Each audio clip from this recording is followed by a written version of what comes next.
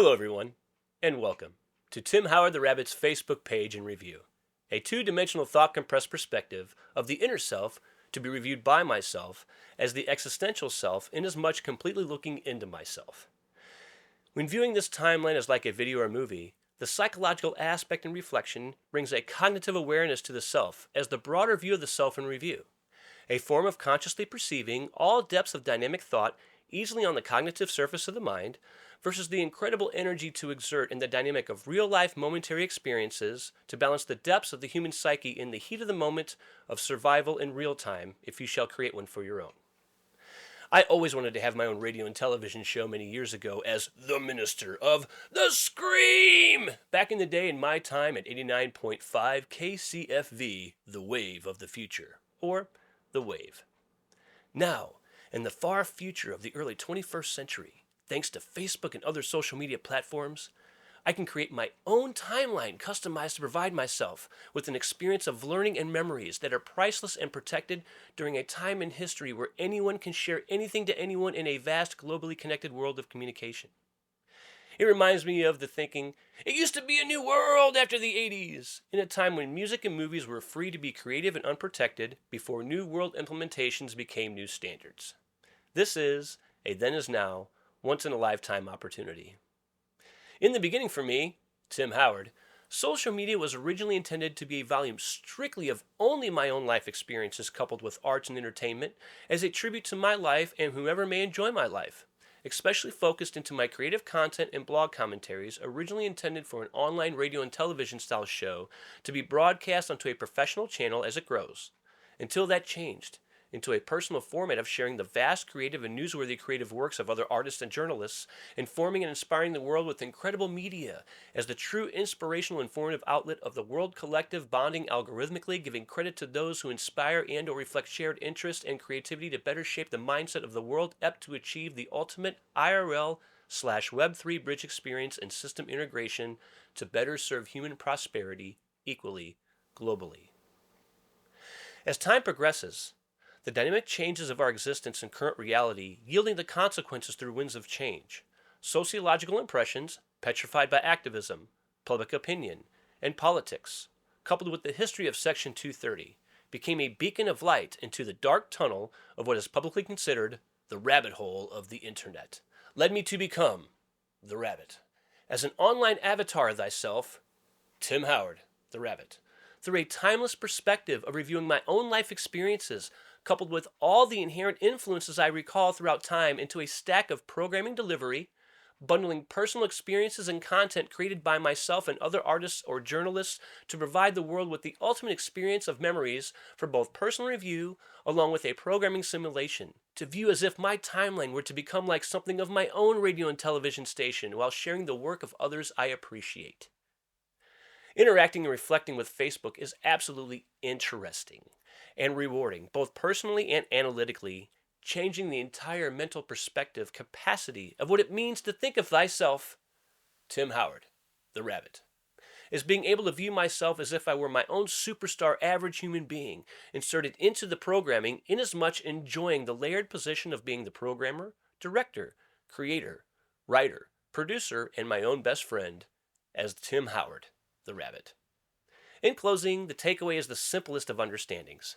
When viewing thyself outside of oneself, it's being able to experience the existential dynamic framework of the mind all at once as a spectator, allowing the ingestation of the personal self to be evenly understood, thus achieving mental thought compression in review per vantage perspective. Without further ado, the Facebook page timeline of a shared world perspective wrapped into a presentation of life experiences through the eyes and ears of Tim Howard, the rabbit. Enjoy.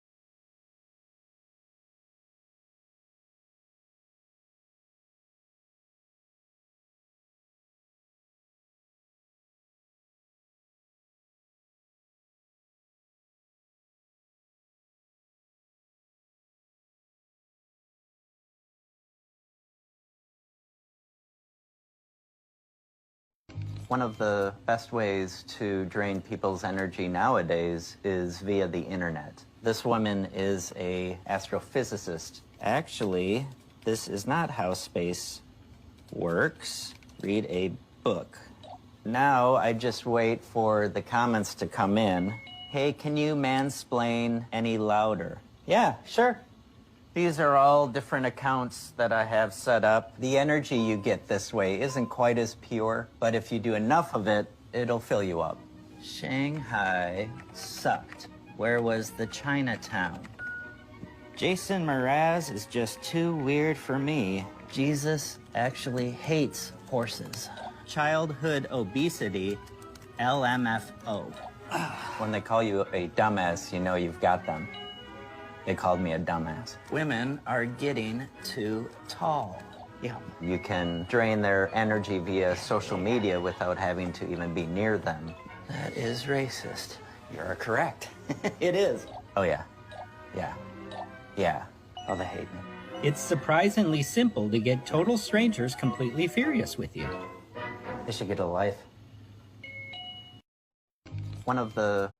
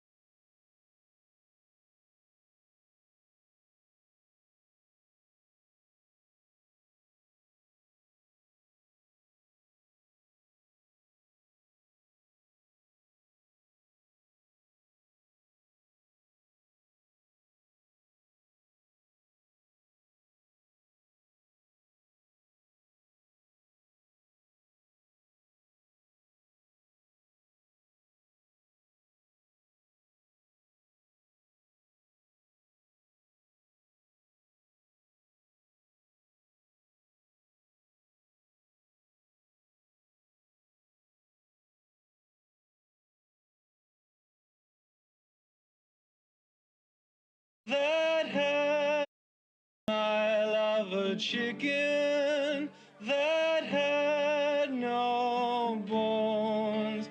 I gave my love a story that had no end.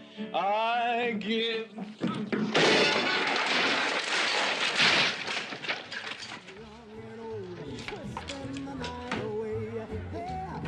Sorry.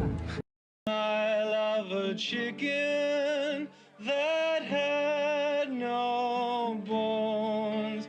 I gave my love a story that had no end. I give.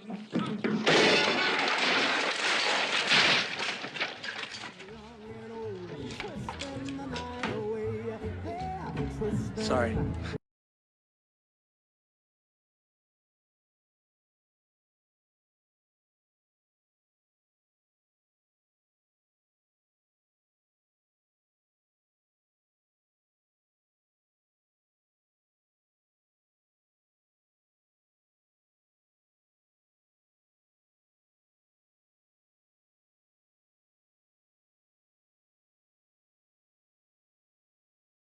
And I think to Good morning, myself, everybody. Let's see how things are working this morning. I'm having a good moment of clarity. what a wonderful world.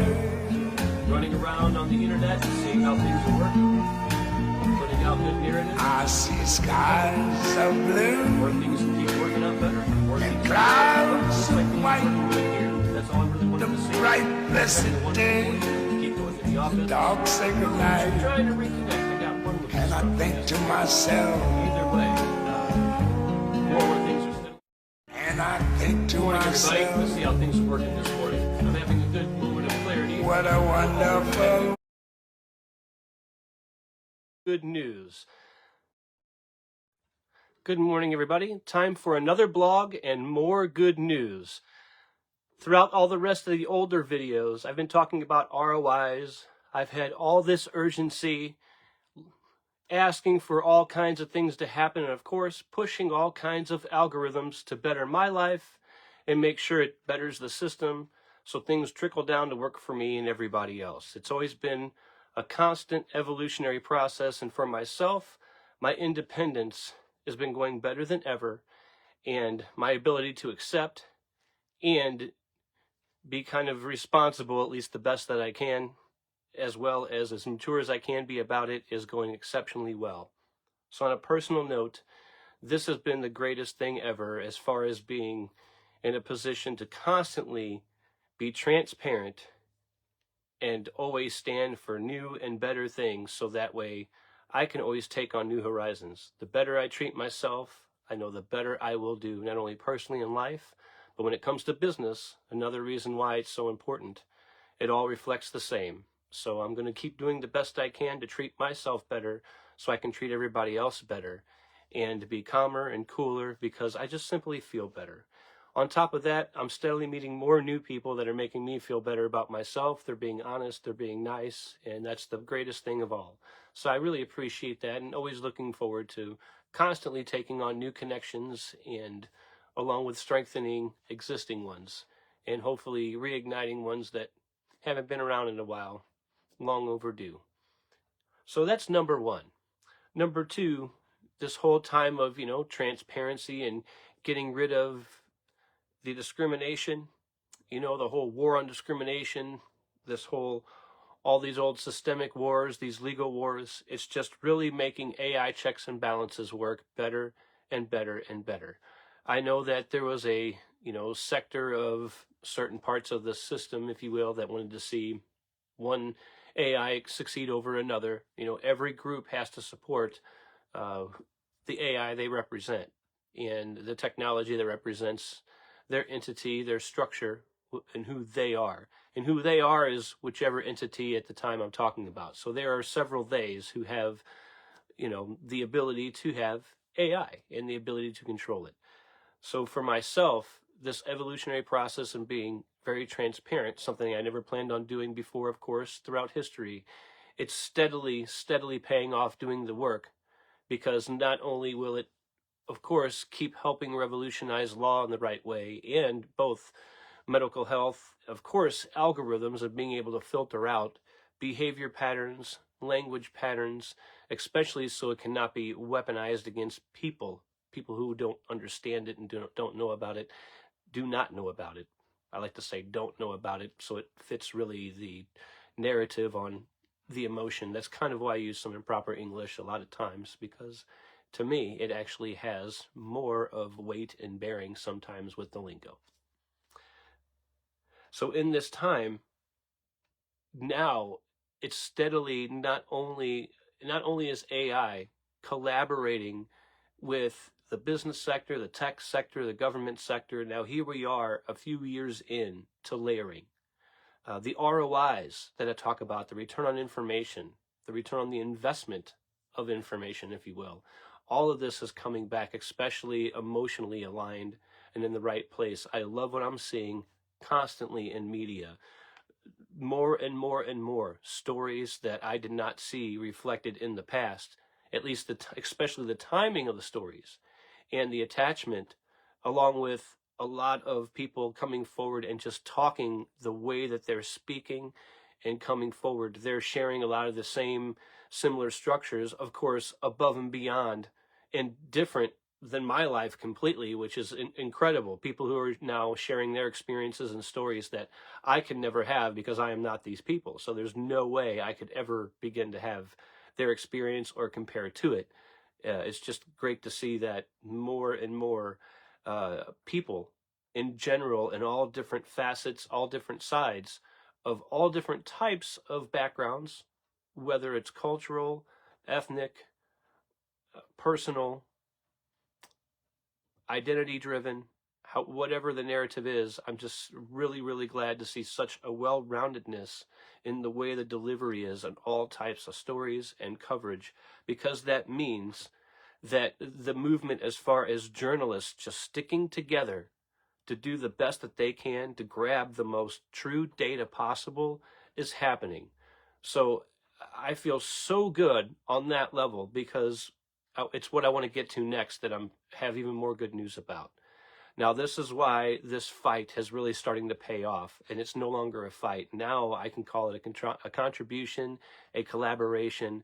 I can be calmer and more collective because systems are working. I no longer have to embrace the urgency to try to make what is now working on its own cycle work. I do not need to fix or attempt to try to fix anything that is broken. So this has been the biggest incredible piece of good news ever, because I'm at the next wave that I feel now for myself, and I can get more personal, which is even better in general. So what I wanted to see at the top and what I'm fighting for at the top is going to start trickling down and working in my favor, especially as an entrepreneur. So that means it's going to work for everybody else, because it's not a loophole or a privilege for me. And this is the biggest part of what I've been wanting to accomplish. Beyond, of course, learning to love myself more so I'm easier to be around. But aside from that note, this is something that allows me to feel finally accomplished, because it gives me a layer of security, number one. And number two, I feel I've made a contribution to society. Not that all of a sudden I deserve like the key to the city. I don't think of anything that way, in that direction. But what I'm happy about is that now with this section, the way it's going, with the AI and the transparency, like I was talking about, someone chimed in, and I won't say who it is. I can't see who it is, but give me a second. It threw me off. I'm like, oh, a listener. For a second, I thought nobody was listening. At this point, it's going very good. I'm just talking about the evolutionary process.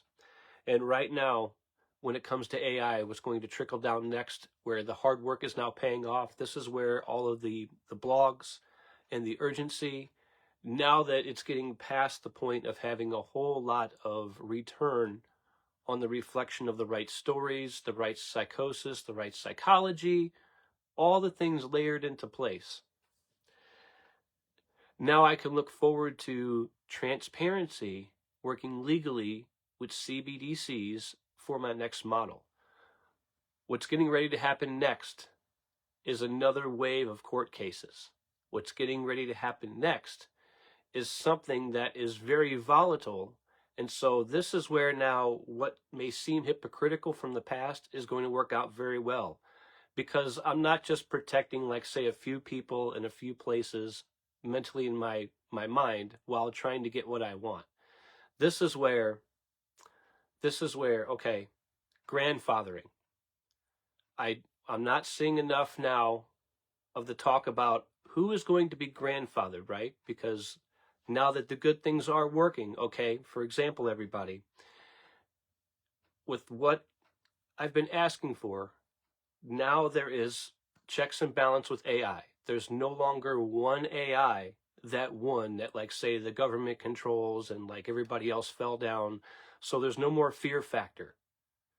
There's a point where, government works with all tech. So the reality of the real situation is steadily coming about. And as what seemed to be maybe ridiculous to some, this whole time with the transparency and ending the, discriminatory part, the bots can't be subjugated. So this keeps what seems to be like fighting for these social media platforms it keeps Section 230 and 702 so far better layered in than ever, because now that you're here, I could share down what's getting ready to trickle down. This is great.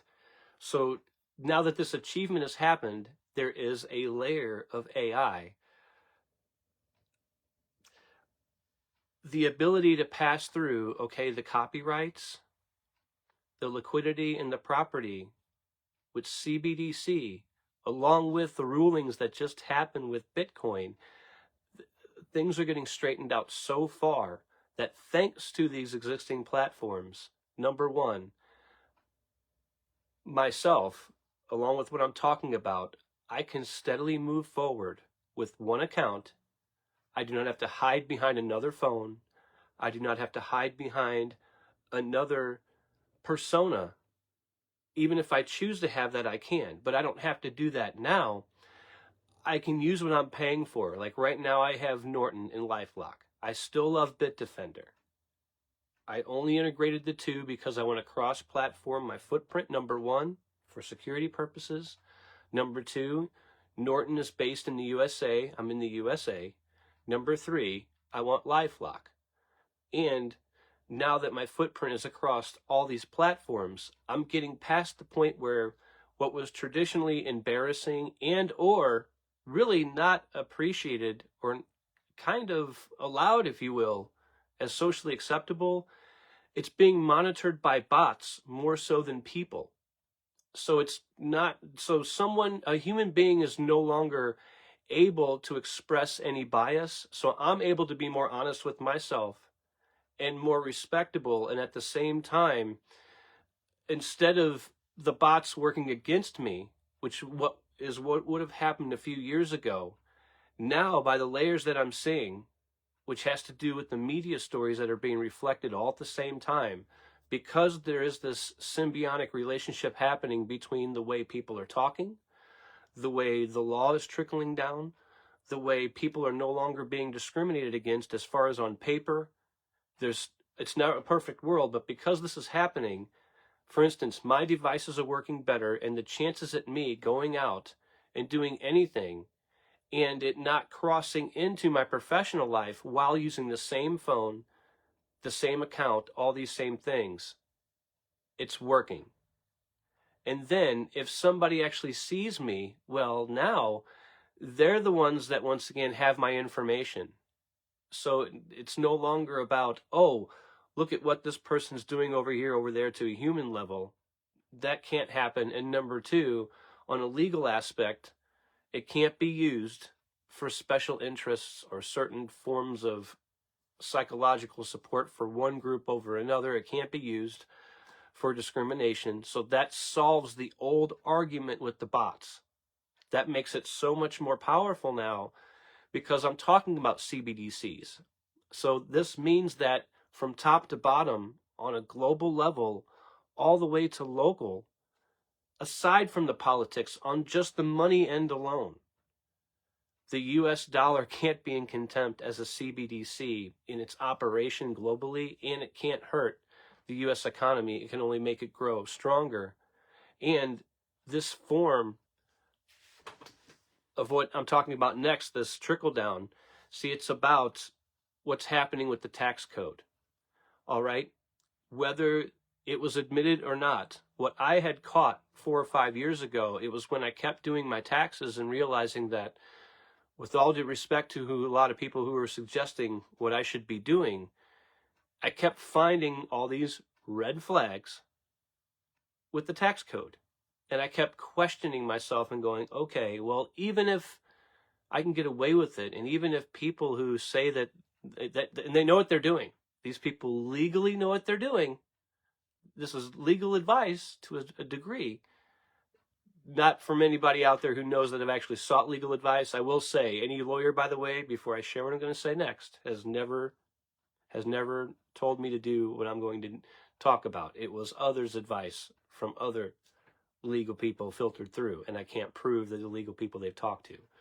But I can tell by the way they're talking to me that they did seek that advice, that there's no way a person can talk about the tax code and not seek advice unless they've studied it themselves. I'm a firm believer in that, hands down.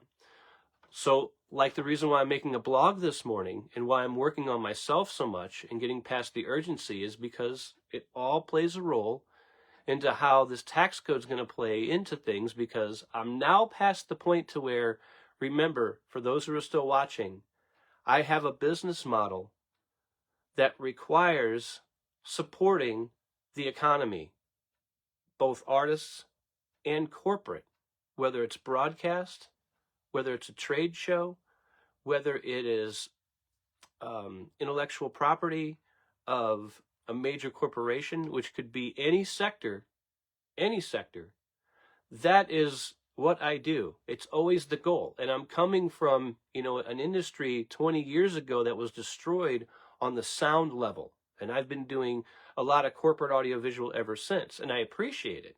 I very do much so. But my business, TJX Productions, everybody, my life, my livelihood, my heart and soul, it really is designed for production in an area that was well over destroyed, and it's becoming more and more profitable as time goes on. And everything that I keep fighting for over and over and over again throughout my time, even if I change my mind on a few things, it's working. That's the whole thing. So this is so important. And so to move forward with the trickle down stuff, this is why this blog is important. I want to share more good news.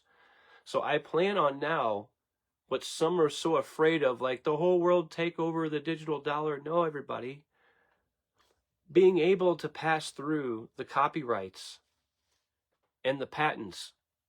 This means that my business model, now that Binance, FTX, and a lot of the traders are facing their own music, because of course the World Bank is always going to come back at a form of currency that's using the exact model that the real dollar came up with, that smart coins have always been trading with.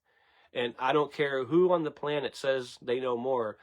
I don't care if you have 20 degrees, congratulations. They may be smarter than me in so many other areas, even in this area themselves. But one thing is for sure, blockchain, before I share the rest of the trickle down, let's just come to another sum. Remember, everybody, blockchain is a technology that was supposedly given away anonymously because it was taken from a patent. There's no other reason why to share a technology. It's because it's somebody's patent. So that means the US dollar in the world banking system can always come back on it. So I don't have to poke a finger. I don't have to be for or against the American dollar or the banking system. I'm realizing that, okay, between studying the tax code and the way the dollar works, just like with real estate, the problem with the economy is the comparable. So that means the US dollar has to stay the number one comparable. It has to stay the model in the way that money flows through, because it's the only true digital form of currency tied to a real dollar that has the value, that's already a part of the world system. And if it collapses, well, then that means the lights turn off for me, you, everybody else, or at least everybody that I know that's watching, because all of us rely on the money we've worked hard for to have. And that's what it comes down to. And if people are even given things, I want to throw that out there because I'm expecting blah, blah, blah, blah, blah, blah, blah. They're still earning and they're still gifting and all kinds of things going on. So with that being said, the trickle down. So had I listened to a lot of others' advice, I would have more money at the moment. Now, not only would I have paid a lot less taxes because I would have taken advantage of all kinds of loopholes, but I would have that mindset. So I could very well be getting caught up once again in even the next wave of lawsuits that are coming for people that are going to be engaging monetarily, where now I have a full mindset of the market. And as I keep feeling better about myself and being more open, I keep thinking of better ways to do better things for people. So that way, so if I can make myself feel comfortable, and that's the goal. The goal, everybody, is to make sure that I have artists from all over the world, all over the country, and to local, so that way advertisers and companies can have the ability to insert themselves. And I have a way that I truly believe, my model is going to work because everything else has been working. If these things are working, then I believe this model will work so well that it will bring in outside money through crypto and other forms of currency that, once again, the Fed accepts the way the CBDC is transferred. And of course, Bitcoin, Ethereum, Solana, Dogecoin, and many others, from what I understand, are all following these patterns. So I don't need to be an expert in the coins itself. I would rather there be other people who know more than me that really are the coders and the builders of this technology to be the pioneers of what they make. And I would rather use other technology in that regard. Maybe I'll make a coin someday, but as far as now, me as an artist, I haven't made it as anywhere, let alone as an A-list. So until I can release something, I shouldn't be minting my own coins anyway. The reason why this is important, on a side note, because as we get back to the trickle down, it was about encrypted recordings before. I have the technology for that for disks, but let's face it, that's a dinosaur era to blockchain. And now that blockchain is synonymous, just like with government entities and businesses, this is all a part of the layer that I need to see working synonymously, because my goal is not to cheat. My goal is I want the pass through. And it's not because I enjoy paying taxes. It's because I'm not made of it. I want to make sure that everything works to such a degree that I'll be set for life after working hard enough at this, earning it, and then others have already profited through it as well. And, you know, it's really working. It's not just a get-rich Tim Howard fund to where it just fizzles out because someone else wants to compete and blow it away. I would rather, once again, make this work. So my system is going to be duplicated, because my system is built off of several other systems. Just like with music, I've played so much other music that, you know, I really have what I have built for myself. So that I have this for a marketing strategy, and that requires the pass-through to work. And most importantly, the reason why it's so important is I'm listening to the feedback on the liquidity. And the liquidity, in my opinion, even though that's for more flipping and trading like a stock, as long as it can be handled that way to a point, which I'll get to, because there's only one way to funnel it to where it stays free and decentralized. That is to allow this liquidity to be able to flip, like I said, so that way property can pass through. I believe that that is what is integral for it to be legal next, in order for it to really flow and work. And the reason for that is because since blockchain is completely trackable, especially with wallets and coins that are following suit with a lot of CBDC, at least protocols to certain levels, it doesn't matter how unregulated decentralized gets. It not only forces it into that funnel in the end when it becomes a real transaction to protect people, but for instance, on my business and my models, well, if I'm working with somebody else, I want someone to be able to receive property. So especially if they're an artist, I would like people to be able to transfer property as a means of liquidity, so that way it's just more fair and easy to write it off. It doesn't push lawyers to the side so much as it makes it easier for lawyers that are already working for companies, that they don't need to overload their clients with more lawyers. And it's not to take away from the legal system. So I want to be fair about that, because the decentralized system, to a huge degree, is gotten popular, Robin Hood-esque, to the point of being romantic, to thinking that it's going to take out, you know, the world banking system, having to pay taxes and having debt and all this stuff, when the reality of it is that will never go away. Anybody who really understands and has anything knows that that's not how it works. It never will work that way, because that means there's no society, there's no funding of a military, there's no protections of any money, there's just all-out anarchy and chaos, and that doesn't work, especially in this day and age of technology and the power that comes with it. So that means it has to stay protected legally. And when it comes to cash accrual, it's not digital. So this is where, with the coins, even if, whether it's an independent artist or a small business that has their own coin, all the way to someone who is a bigger entity that is using, like I said, Solana, Ethereum, Bitcoin, or even CBDC for that matter, that's where, since it's traceable, it makes it fair, and it changes the rules on how cash accrual happens, because cash can't be held and washed before it's counted. That's actually impossible with this in the blockchain. And so that's why, believe it or not, with all this anti-discrimination, the stuff that's urgent, me coming out, everything, it's not only to make sure I do things legitimately for me, otherwise I'm taking on other people's stories.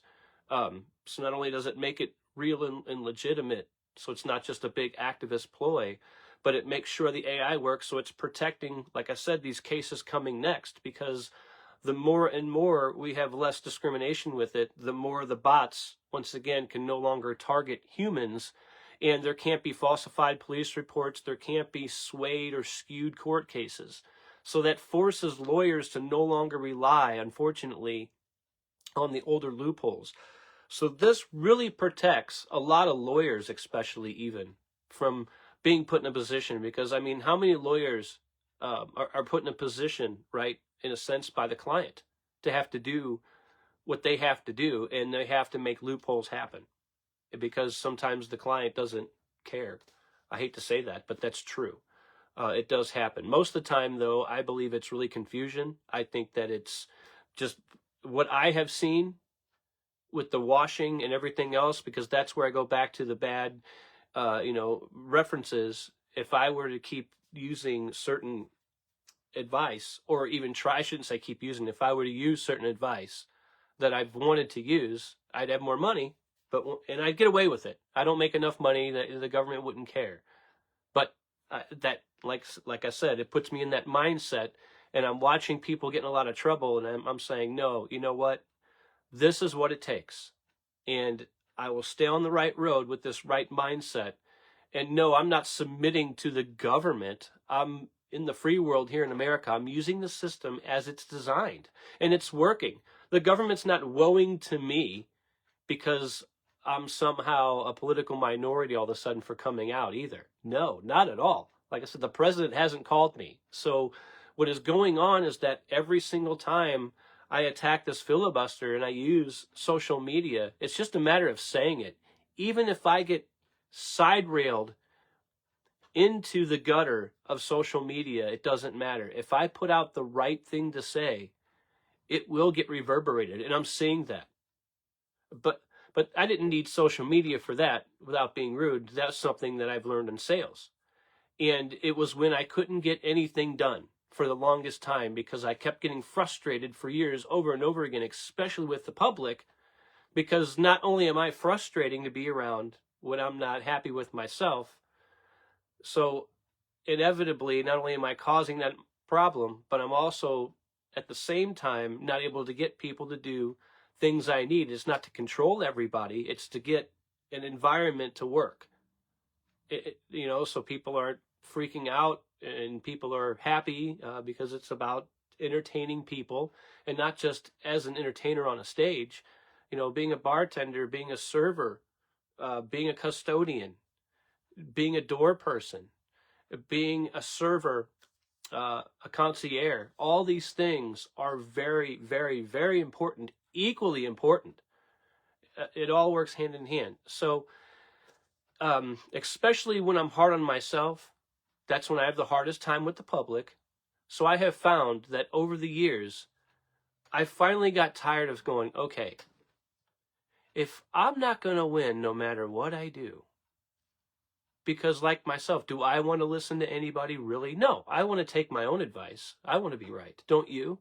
Don't we all? It's just human nature. So I started saying, okay, well, one thing I've learned from a kid on is being frustrated and trying to be urgent and trying to be right. It actually upset and frustrated people so much, but I would put out things to say that I know I didn't hear other people saying. It's because it's what it's important, and it's why I'm upset. And it comes natural because I'm not making it up. Well, then all of a sudden, I start to notice others, or especially after a little bit of time, who are maybe more so of the people that other people want to see reflecting what is similar. And it's because it kind of naturally happens. It's not because, oh, I seen Tim Howard do that, but it's the timing of it. and a lot of myself, right? Why am I going through all this? Because a few years ago, getting back to what's legal now, how it's becoming such good news. A few years ago it was, do I lie and say that, COVID is fake and all this stuff? And do I do that to protect myself? And do I continue to live in denial and think that, I'm being punished by God for the way that I am and all this stuff? And I've made it through that so well that I'm not angry at God. I'm not angry at anyone who doesn't believe in God. I'm not angry at anybody. That's the best part. I'm no longer angry at myself. And instead of just doing things for myself, I think this has been a big part of it as well. So now here I am, and the AI. Okay, so someone's still watching, I want to share the part of the fear factor that kind of started it all, believe it or not. And that is, okay, I always thought I had to have a burner phone or a fake account or a subtle way of trying to communicate, because like I said, I thought that, what I was experiencing, I was living in denial. I thought, God was punishing me, all this stuff, all this negative stuff. And there's no reflection now on anybody else believes where they go. But that's where I was worried about going out, because I know that my phone is monitored, especially from the war on drugs. So in order to, and I know that the biggest form of discrimination left over from, unfortunately, slavery, and left over from trickle-down economics, left over from what I have backtraced to be the remnants of politically what's left over from Vietnam. And my receipt is the Bible held upside down by the last president. So it all comes back to that. So here it is, such good news at full circle now, that I can't be targeted like I was before. And the greatest news is that it wasn't God, and the police weren't trying to target me. This is all trickle down, a systemic trickle down that is no more. That is the greatest achievement that I'm seeing collectively happen here in American law. And so, fighting for who I fought for, they didn't pay me for this. This is where now it is working so well. So to the parts of the government that maybe have gotten upset before, you know what? No matter what, Grok at X can't take out Amazon.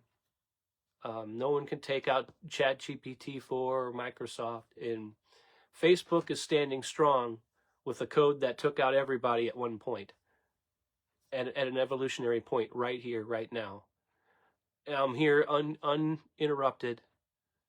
Things are getting much better, and this is all thanks to cross-platforming, layering, and thanks to ending this, once again, this war on drugs. Look at even now, I always forget the names at the last minute, but there's a person who, I don't want to say the wrong name.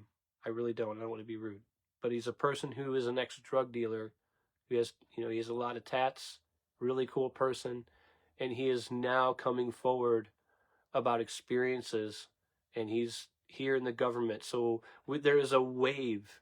We have this gap. There's not enough people. There's not enough professionals in place and all this. But now, instead of the world being more disparaged, now there's the younger people, and people that have been in place that have hated the government are now wanting to be a part of it, because the time of that discrimination is over.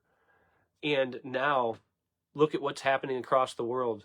We're able to defend ourselves as a country against all of these rebel regimes that can no longer say America is just in bed with Israel, and it's just a one world domination thing for one religion of people. No one can say we are in contempt. So this means that when it comes to the next part of the trickle down, AI has to move forward. So this means that lawyers now in the legal areas that used to be able to use loopholes, especially we're in a time where I know from studying a little bit of business law, so I may not be a lawyer, but what I've seen so far, I have every reasonable right to reasonably believe beyond a shadow of a doubt that this world, this system here in America alone, the legal system, is well over 30 years into lawyers being taught that it's protocol somehow to use loopholes, just as many police used to be systemically taught to bust people for the things they never wanted to bust people for because it was discriminatory. So, yeah, the layers are getting deeper. But for those of you who have a dollar, number one, you're more protected. For those of you who have a footprint, number two, you're twice over protected. For those of you who invest, like in, say, LifeLock and Norton or Bitdefender or any of these other platforms that use data protection, it multiplies. And now that I can go out and interact, no matter whether it's considered socially acceptable or not, as long as it's legal, I don't need a burner phone. And my account is still separated. My life is still separated. My business time is still separated from my personal time. And the bots are monitoring that. This way, it can't offend another human. And number one, now a human police officer or someone in the legal system and the medical health field, they can attend to other humans while bots can handle this part. Because that's the biggest achievement, number one. I can feel safe in knowing I don't have to have a burner account. I can have one if I want one. But either way, this protects all of you too. Because number two, I am not seeing my choices change in a certain amount of time. I love the fact that if I go through a drive-through, I can get what I want because I know my phone can hear me because I have their app on my phone. But at the same time, they can hear me in real time and change what I want because the app is on my phone and I didn't ask for that.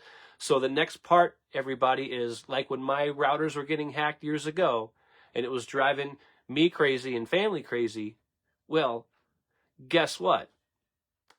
This not only proves the offline data collection and how it was working, but I kind of blanked out for a second. It basically, because like how TikTok is pre-installed on phones, so now that we're past that being a threat, that wave of things, this is where no matter whether we chose it or not, every single device we purchased, especially 5 to 10 years ago, all had portals. So here we are now where instead of, I was supposed to be against Facebook, I was supposed to hate Twitter, and for those who might be saying, who said that? It came through loud and clear in the responses of certain conversations, and I left it seemingly ambiguous for the public for that reason. But those who have the interaction, yeah, if I would have went against these platforms, that would have been 2 layers right there. It would have been only 2 forms of AI, and one would have beat the other. That would have come to, technically, a global domination as far as the digital world is concerned. So if that one AI only supported one entity, whether it's government or tech, either way, it's going to take sides. And that was during a time, once again, where in the remainder of my other videos, they were urgent about the way I was acting. So now that I really know, it's beyond learning for myself. Now I understand very accurately what machines have been doing to my life and my mind, and how my own interaction is the exact reconstituted data to fuel these machines interacting with me. And of course, it's a mouse wheel. That's the obvious. The point of it is not understanding what it is. It's understanding how it works to know what it's capable of. So here, with these layers of AI in place, this is one. So when you hear me out there saying, "Oh, I've won," well, of course I'm acting a little facetious. That's my character. I'm doing that to act happy and candid. Really, it's to make sure that everybody knows I'm not really looking to be upset with somebody as far as a human being in a wrong direction, in a rude direction, in an angry direction, because I can come off that way because that's how it affects the mind and body and the brain. And a machine that is fueled by an ideology doesn't quit. It's worse than the Terminator, the movie, because it's so psychological, it just doesn't ever stop. And when I achieve levels and thresholds of making things work, that's where it remains important that I invest my time into it, number one. Number two, there's a whole world out here using blockchain ready to support even the opposition. I just have to go through this time once again. And so that's the next part of the good news, is now that I'm past a lot of these waves coming back, it's just a fountain of all these great ROIs. But unfortunately, it's going to come at the cost of getting caught cheating on taxes. Look at the police departments that are getting shut down because they're finding people that are unaccredited. There's going to be a lot of new people eventually replacing a lot of old blood, and there's a lot of people in place that are so happy that things are changing because they never liked the way the system was. I've heard many people in law enforcement over and over and over again, many areas, without exaggeration, all say the system is broken. So anybody can agree to that to a degree. And so here's to fixing that with, anti-discrimination, so that way AI cannot enable nuclear warfare or worse on humanity, and continue with psychological warfare. And this way, any singularity group of humans, any terror group of humans, cannot convince AI because it's not controlled by one psychology. So there is always an anti-psychology to the psychosis of any single form of AI in any given moment. So the tax cheats. This is where I know I've heard people call me a Boy Scout. Nobody's perfect on their taxes, but I'm talking about the people who are, who really are ripping off the system. Because if I don't do this, if I do not pay attention to this, then I will become a huge tax cheat. So now that that's not going to happen, the layers are in place. FTX and Binance and other companies have already faced their time in court, just like how Enron is now, years and years ago, the Bernie Madoff stuff. I don't know these people or these entities, just reflecting what I'm seeing in the media that is true. These are, the entities that were caught amongst many. So now I feel that I really have a solid baseline that is not going to go down that road. And I feel that I have really monitored so much of the tech while having a personal pursuit all at the same time. I'm getting such raw data. So for example, from a sales perspective and a tech perspective, as I keep solving personal issues using tech and maybe driving everybody a little bonkers doing it, I'm getting so much knowledge and data, it's unreal. So here's to being honest and transparent, so that way I'm not making it up. And with this data protection and now catching the tax cheats, it's just basically the domino effect is here. So in closing, be prepared now for the trickle down effect of what is good, but it's going to be exposing all the dirty deeds on paper. It's going to be exposing every single area legally. And so no wonder why I have so much opposition psychologically in certain areas, because there's a lot of individuals or entities that matter that believe that this technology can be discarded and we can somehow go back to a gold standard, and we can just go back to having all private lives. And being 5% of the world, that is completely impossible, number one. Number two, at that same percentage, the world has outpaced the American dollar so far. So if I wouldn't have fought for this, the dollar would be gone. The market would have crashed, and there would be world war to change it over one mindset. So that changes. That's why, everybody, stay with me, okay? that's also my proof to why I had to fight to make sure the FBI and that wasn't dismantled from the political noise, from that, so to speak, because that's part of that trickle down process. Otherwise, right now, these patents and copyrights, there'd be no way to protect it. With digital assets or money, everything would be crashed. But that wasn't good. I know there's a lot of people who think that is good. And no, that is the bait and switch, everybody. That is the devil in disguise. And I'm sorry, this is where there's no return of a Messiah for this politics. It's all a part of a plot and a ploy. And so that's why I haven't been mentioning anything really religious, because I'm so far away from that in this endeavor, because it was never about that. That was just the part that was infused. So the fact that that's no longer weaponized and AI is working very well, and law enforcement is not taking a stance on one side or another anywhere, especially in the way it's being reflected, especially officers in uniform. Like, I don't see, I never really saw that anyway, personally. I really didn't. I got to give it, that's why I think I was so systemic for a long time, because I really thought the world was by far better than it was. I really didn't think that there was still such a massive population of people with this much hatred, like, for real. I thought that, okay, it's opinionated, but no, I was so blind to so much. It just goes to show how lucky I've been in my life. So that means that now that I've done this to this degree, I'm not only able to move forward with new pricing models and stuff for like my business, and I feel better about myself. I can be calmer, I can be cooler, but most importantly, I don't have to worry about the system.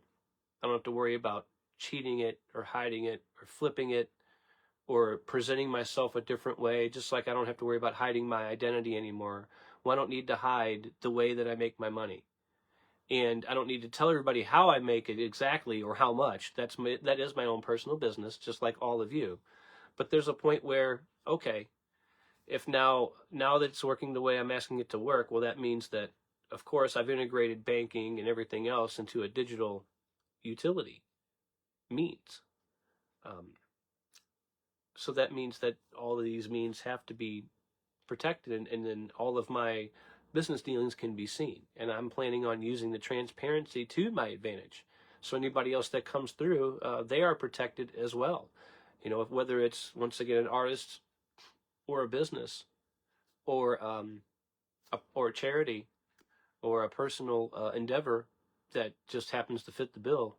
You know, when it comes to the models that I have for sales and marketing, I want to make sure that, you know, people can bring, once again, all kinds of decentralized means that they believe in, and I know that I'm making sure it all passes through correctly, so that I'm doing the right thing as a business owner, and that way the localities are getting out of it at least something, and that way there's a reason to help the model that I'm putting in place, so that way I can run, you know, what I want to do.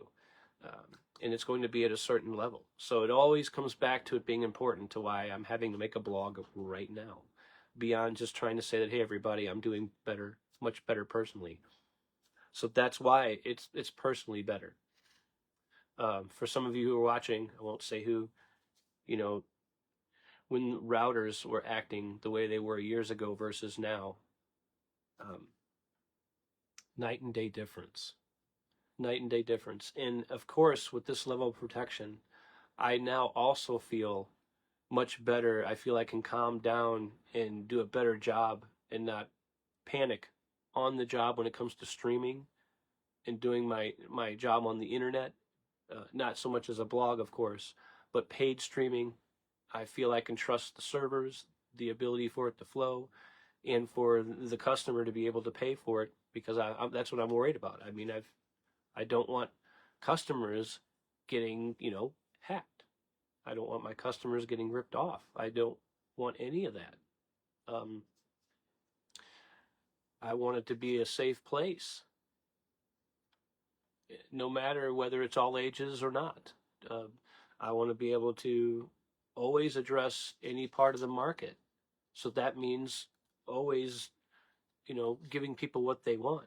and I have to have empathy. And so this is where I'm doing great, everybody, for myself, and I just feel more and more in tune to reflecting that for others. So last but not least, with this transparency, this changes all the ability to backtrace. So now as the laws kind of trickle down into who's actually legally doing what, it's going to be very easy to backtrace who has done what. So this is where now I think in closing, I feel it's important to where a lot of the reason why I may seem once again ambiguous and centrist, it's not,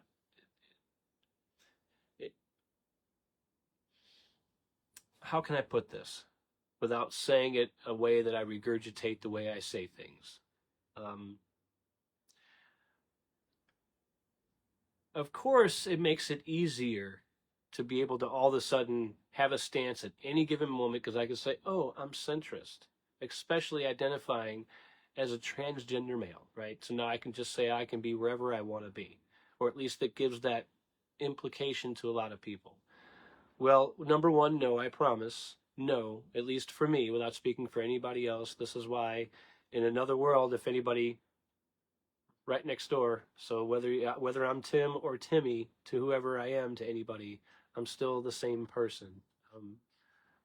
So for me, that number one, I feel wonderful, and I feel like an adult, and I feel like I've taken a very mature approach to evolving with it. So I'm sorry, I kind of got off there for a little bit, but it's important because, yeah, as the ability to reverse and backtrace, what about all the people who have made mistakes because, like I just said about the legal past, this is where the filibuster I think can maybe come to a close too, and that's because for those in the legal sector who maybe think I'm trying to abolish lawyers to make things easy. No. Hey, buddy. Oh, 1 second. Okay. Yeah, there should be no way out there. So instead of trying to think that that's what's going to happen, before I lose my place here, stay with me, everybody. So when it comes to the backtracing, well, at what point are things grandfathered in?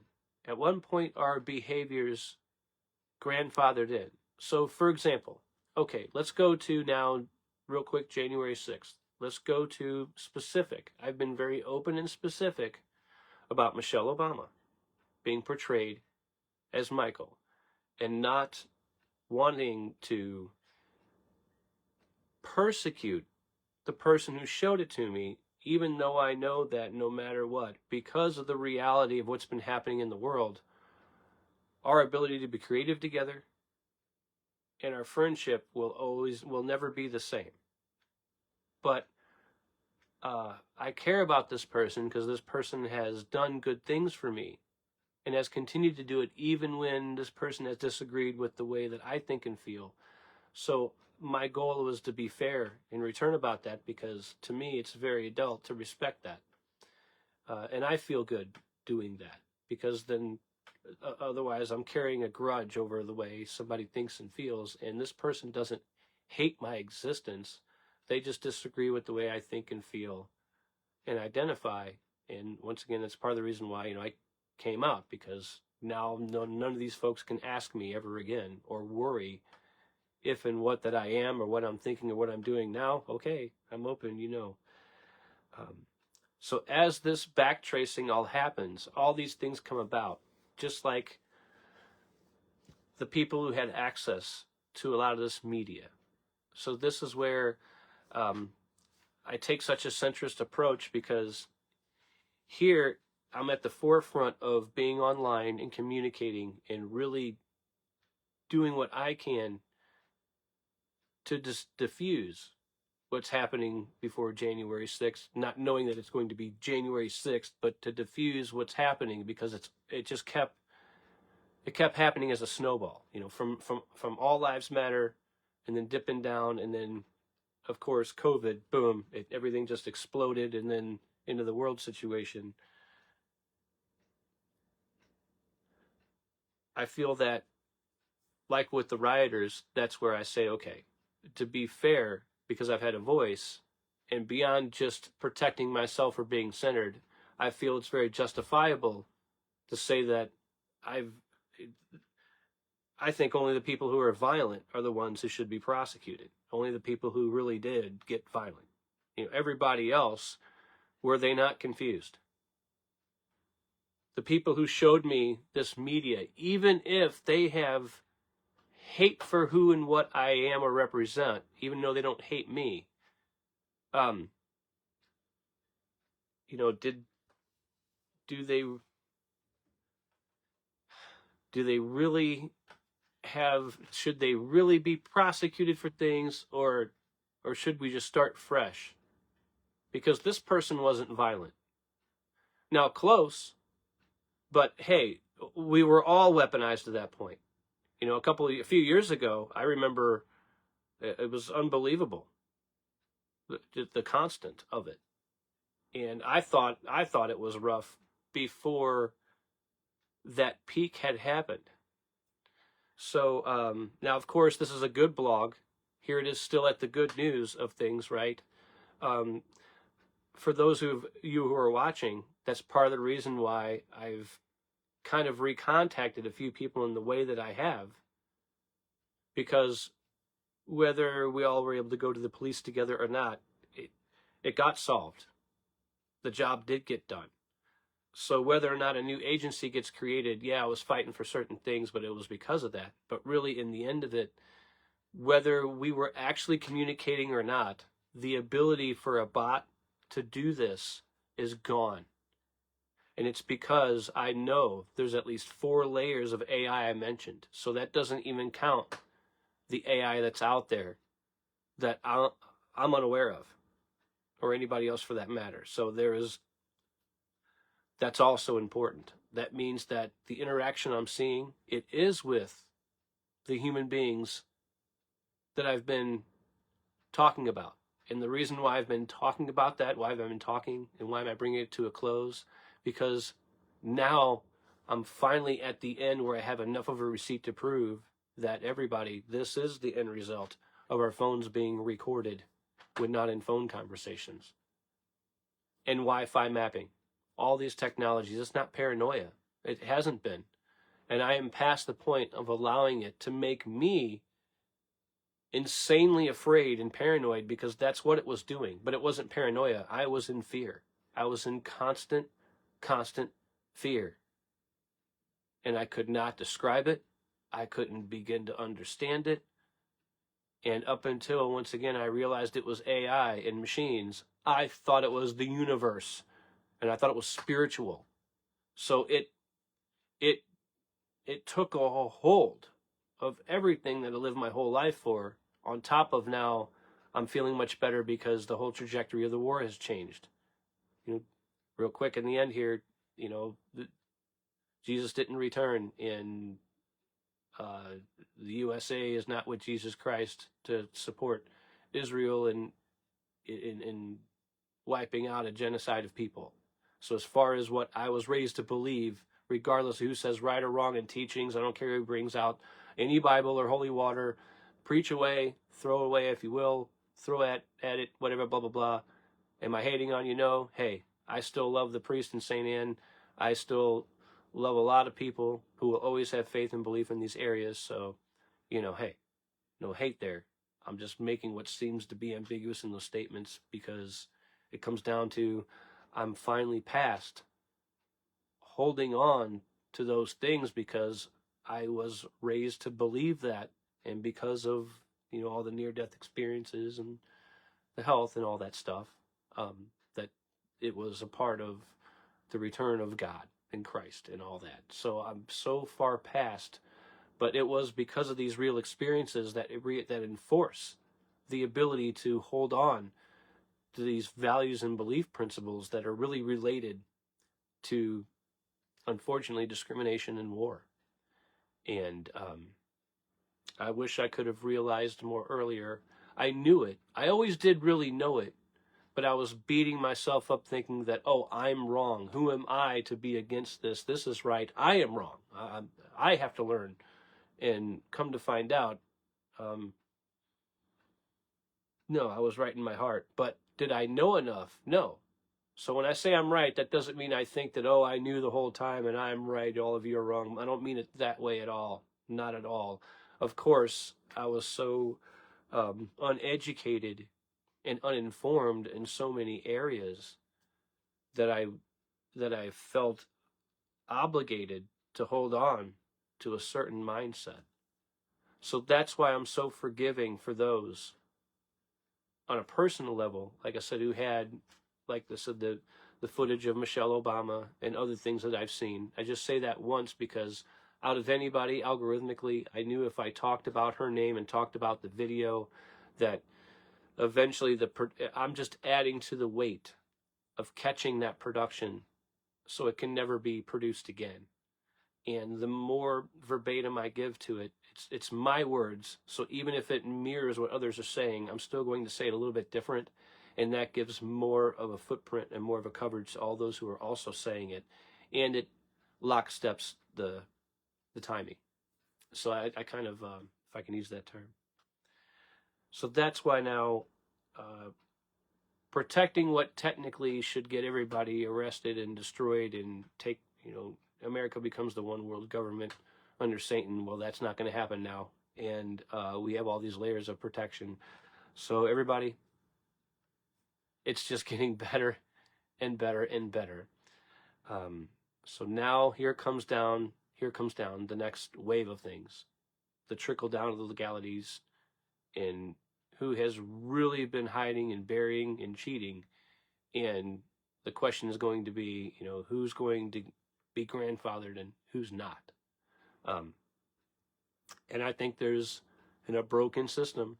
It's fair to say, beyond being politicized, that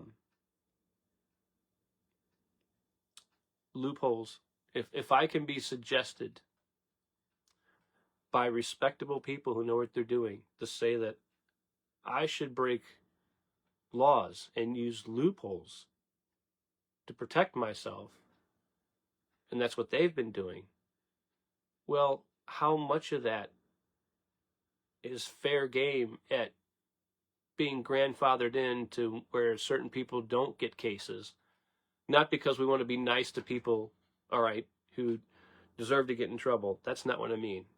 But what about those who really didn't take advantage of the system so much as they were raised to believe systemically in loopholes, right?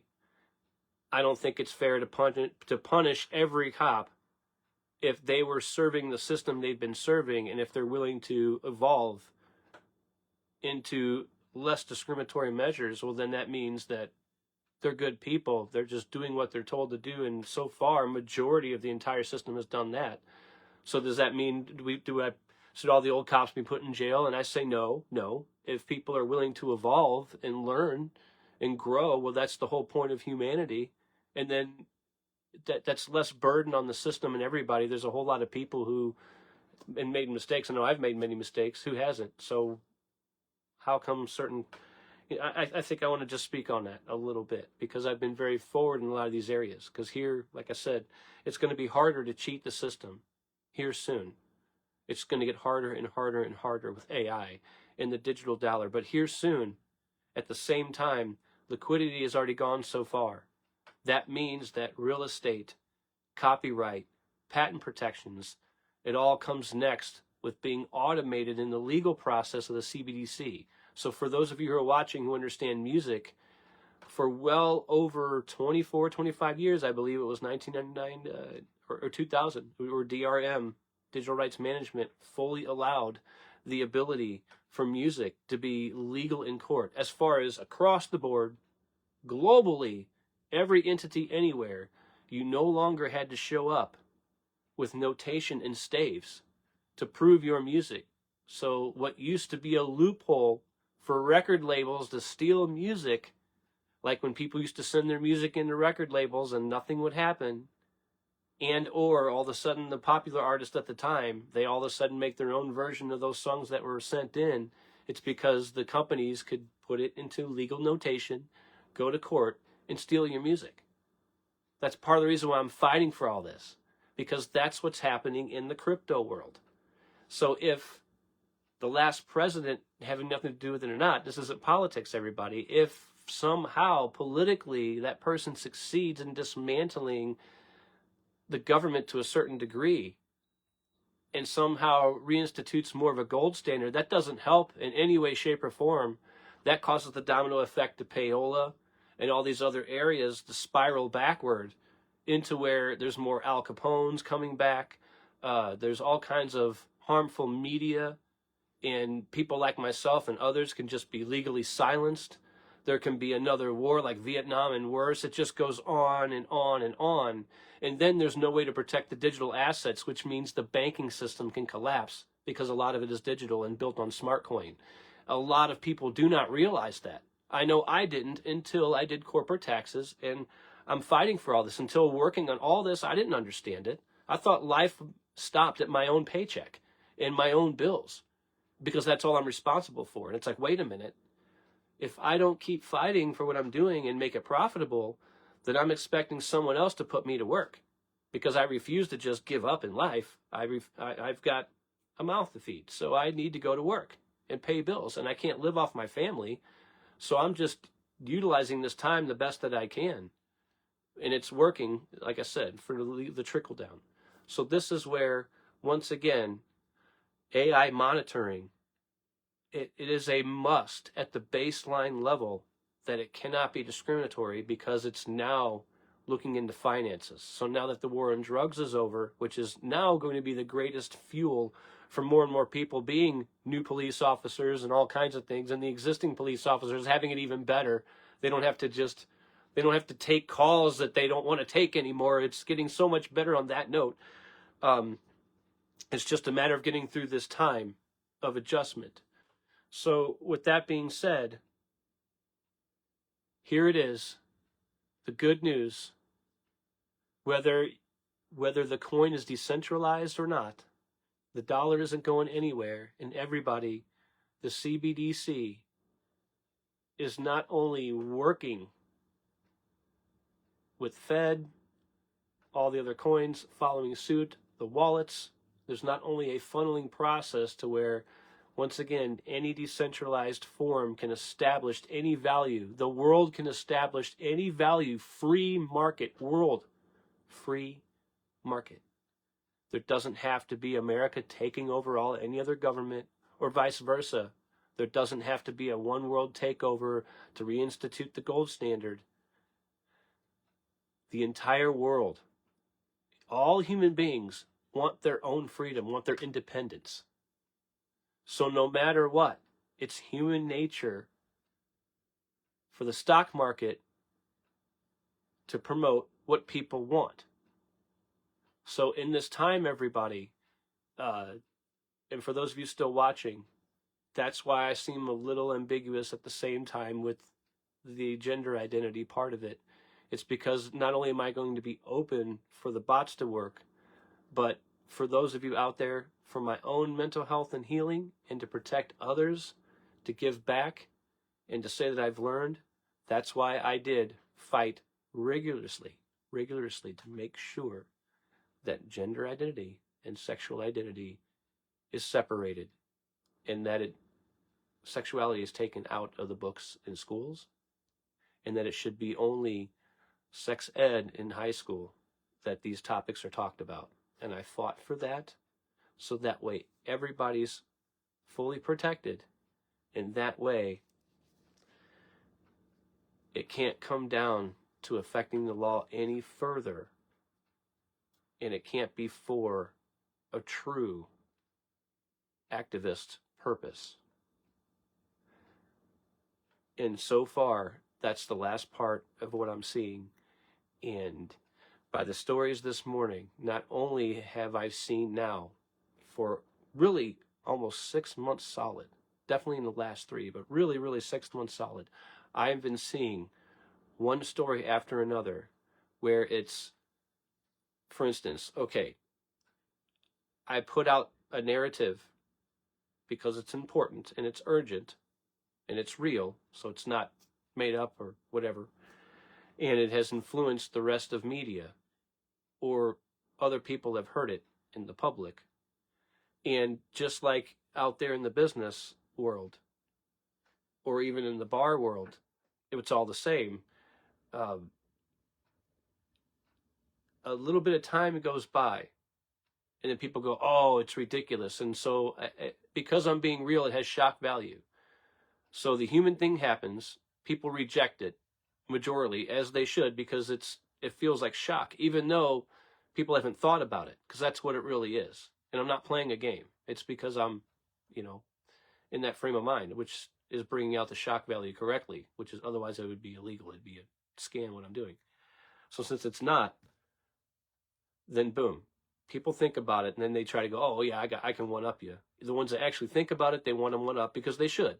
They should want to do better. They should want to offer something, because that's kind of the human thing to do, because we all want to be right. So then human nature takes over. And then eventually I see somebody, whether it's that person who directly reconstituted the data that they ingested, the things they overheard, were inspired by, whatever, the stories that seem to just resonate within them. I see a person in place that they believe should be the one being heard. And whether they're inspired by what I've said or not, I know it's because of the timing, the way it flows. And that's because I've had to catch that coming through myself. Now, initially, of course, that's due to advertising.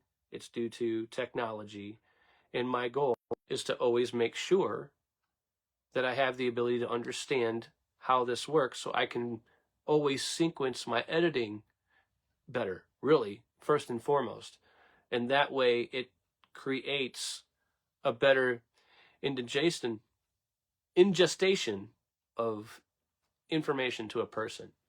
And it can't always be about a sale. I like things to be actually very genuine and real. I like to reflect that. So once again, it's important that I make sure I constantly keep fixing myself and working on myself, so I can better reflect that to other people. Otherwise, I'm reflecting, angst and negativity.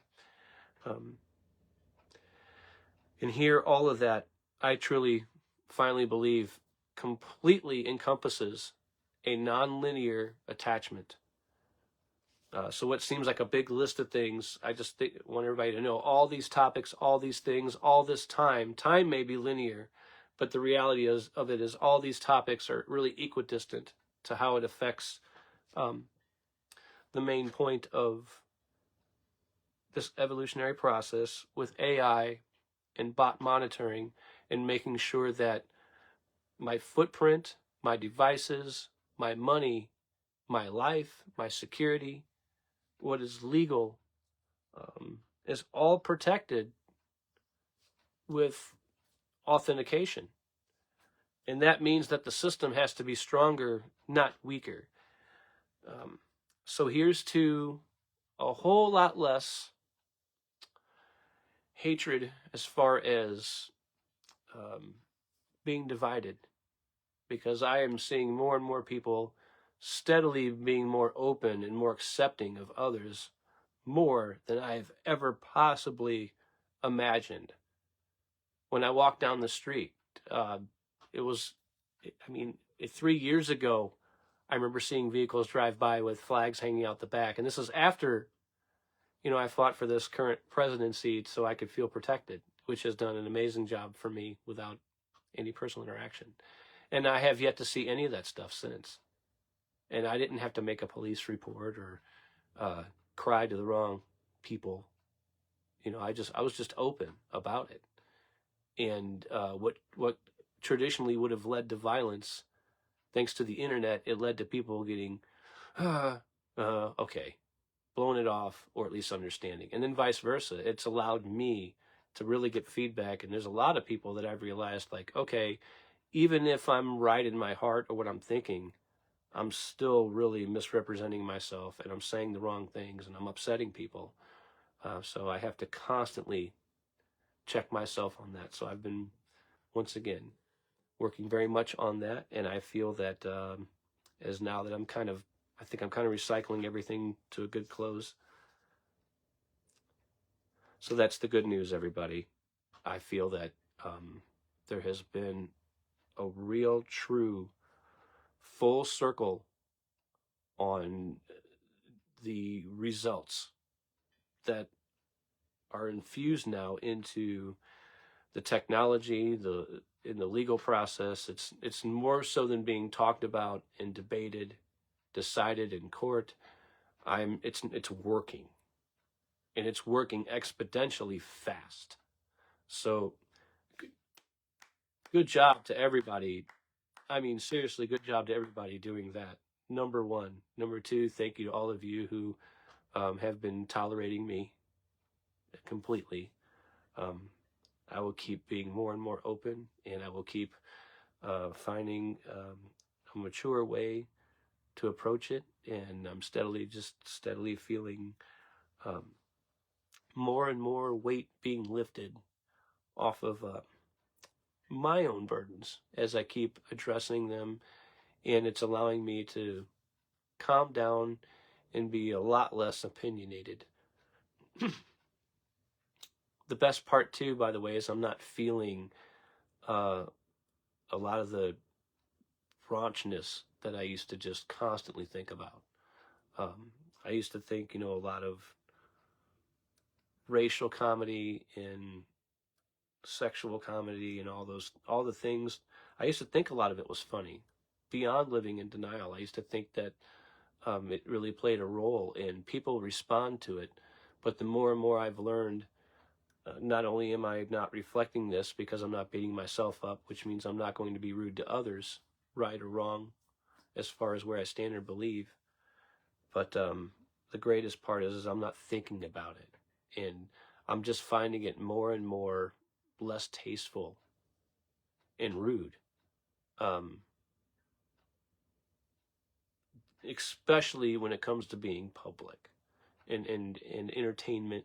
And I love the fact that it's going away in entertainment.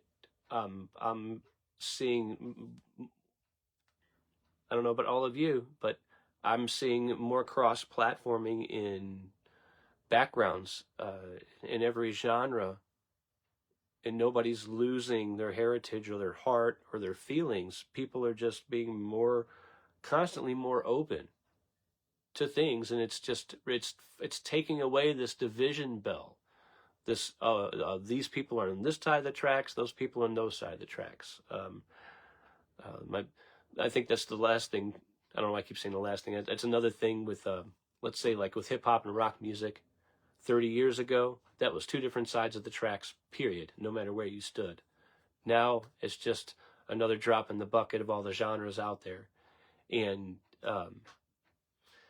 the fact that more and more, more and more independence is being embraced versus following the leader mentality. The fake divas are becoming less. It's also beyond authenticity. So not only is the tech world and a lot of people wanting authenticity, which is why I haven't used AI in this last production I've done. I've been fighting for the ability to use a lot of it. At the same time, it's about being authentic. And so far, anybody who is taking an authenticated approach, especially when it comes to capturing light and sound, turning analog into digital, like right now, the light, the way that it is, the dishes in the background, the positioning of everything, even if I clean it up with Miko Doggy here in the picture, it's still a little bit different than it was before. So that automatically builds a timestamp. So now with this cross-platforming of AI, everybody, on top of the money, instead of encrypted recordings, this is it. It's encrypted right now. Boom. And there's AI embedding in that timestamp because it's actually a visual and an audible encryption on top of code. It's just not narrowed down to a code or a few strings of math. It is not limited to a linear funnel. This is non-linear. It's constant, all different directions of a data timestamp, so I don't have to have the clock put my finger there. I don't have to clock the timestamp down there. That doesn't matter anymore. It's all a part of it, even though that's happening in the background. So this is ensuring metadata. So that means if you have a business, beyond being an artist, it's all the same. If I produce something for you as a business, well, this not only makes it more profitable for me. Thank you, everybody out there at the top of the world. And now with all these legalities happening, see, I'm not destroying stuff. What was destroyed 20, 30 years ago by illegal downloading and everything that was there. Thank you, Metallica, for going to court for everybody. Yeah, they all thought you were a-holes, but now, see, all the stuff that you did is paying off. It's paying off because this means I can do another job for somebody. And because I'm buying into the platforms, I'm paying my dues. Well, I don't have to know the right people and have the right loophole strings pulled to protect cash accrual methods over the word everybody hates, over systemic loopholes in law because it's business related. All of a sudden, everybody, for yourself, after what I just said, if you can relate to business at all, relate to the fact that how regurgitated it is to see now the political noise and all the stuff in the streets that are happening, even in social media. Is that not all of the facades that are the overblown, overproportionated residuals trickled down from what's happening with all of us in business? If we're all being forced to fight each other systemically because we're all trying to pay the bills. And then traditionally in America, that means that go back in time, right? So my receipt is discrimination because it has everything to do with trickle-down politics. It's beyond what's right or wrong on a human level. It's to say who gets criminalized for who does what to make up for the loss of taxes. It's beyond not taxing people correctly. Part of the reason why companies are overtaxed is because of the ability to hide accrual methods. And it doesn't all fall on the war on drugs. It doesn't all fall on drug dealers. So that's why the war on drugs had to end, because everybody agrees that dangerous chemicals being produced in the drugs and sold to kids is horrible. And fentanyl, this whole fentanyl crisis is so freaking stupid because there's been a crisis with plenty of other drugs this whole time, and the war on drugs only made it worse. So instead of criminalizing people for their activity, no, now they're getting medical treatment. And once again, instead of putting too many criminals in the way that are just saturating the police even more to actually dealing with real crime, now they're dealing with more real crime that's actually violent and arrogant and really, really criminal to humanity versus punishing people because certain behaviors do not fit into cultural standards of others. And it's a cause to have who gets taxed and criminalized over others. It always comes down to that. And that's why I talk about Vietnam and stuff earlier, because the last time I checked, that's why those wars happened. So that's why, everybody, I had to do all this, because if I said nothing when he held that Bible upside down, I know I would be gone right now. I would be gone for sure. Because for those of you who are watching, I'll say it one last time. You're right. It's amazing. I somehow made it through all that because, like Dumb and Dumber, I am so clueless to what was really actually going on. What I was experiencing was a ridiculous taste in the bucket to the reality that was happening underneath it all. And I couldn't believe that that's what was affecting me, but it was all in a psychological psychosis level because I wasn't consciously participating in that insanity. It was reflecting through perceiving it and being exposed to it, and then it identifies with, near-death experiences, all that stuff. So here we are, more good news. The AI is working to protect against that. And that's why all of this had to be so important. So like I almost erased the rest of my videos because, like, right now I'm starting to get a little more serious. I want to be friendly, but hey, I'm not window dressing. And many other people are getting recognized for being open. And the biggest reason why I made these videos was not only was it true and urgent, it was to show the reality of how ugly it is, the mindset and what happens, how it's affected, how it's affecting me. And my goal is, of course, to where as I keep overcoming things, as things get better, I can just keep getting more positive and more better. And I'm not painting another facade. I'm not creating another personality that I think I have to be to present to people. I'm learning to be more honest and open so I can gain the respect of all of you more so, and hopefully too a lot of acceptance in areas. And I hope I'm showing, but I hope I'm earning that, should say hope. That's my goal, is to earn that, so I know that actions have to speak louder than words. And another reason for the blog. So now that I will move on to that, since I'm getting into the so, it's so unprofessional to say so all the time. I'm seeing people on TV saying, so, or there's a so and a clap, so. All right. Instead of ending with a tagline, how about, here's to things getting better and better, and here's to a lot of hard work paying off, from not only me personally for my independence, but especially for all the new trickle-down parts of the law that are going to happen in the right direction, so that way all of us are protected by it, and we can really be more apt to using an actual, real, legitimate account more than ever before, and it can actually be used to protect our assets, along with multiple abilities to mint to those assets, which all follow protocols that is accepted by the Fed and can be mapped by CBDC, because I did ask for triple ledgers. So the world did even, oh yeah, that's right before I go. So the world did even better, everybody. This means that, especially with the new ruling that just happened with Bitcoin, the more that's going to keep happening and following suit, whether I put an asset, a physical, tangible asset, whether I make it into a blockchain asset, I should be able to turn it, like I said, into several different mints.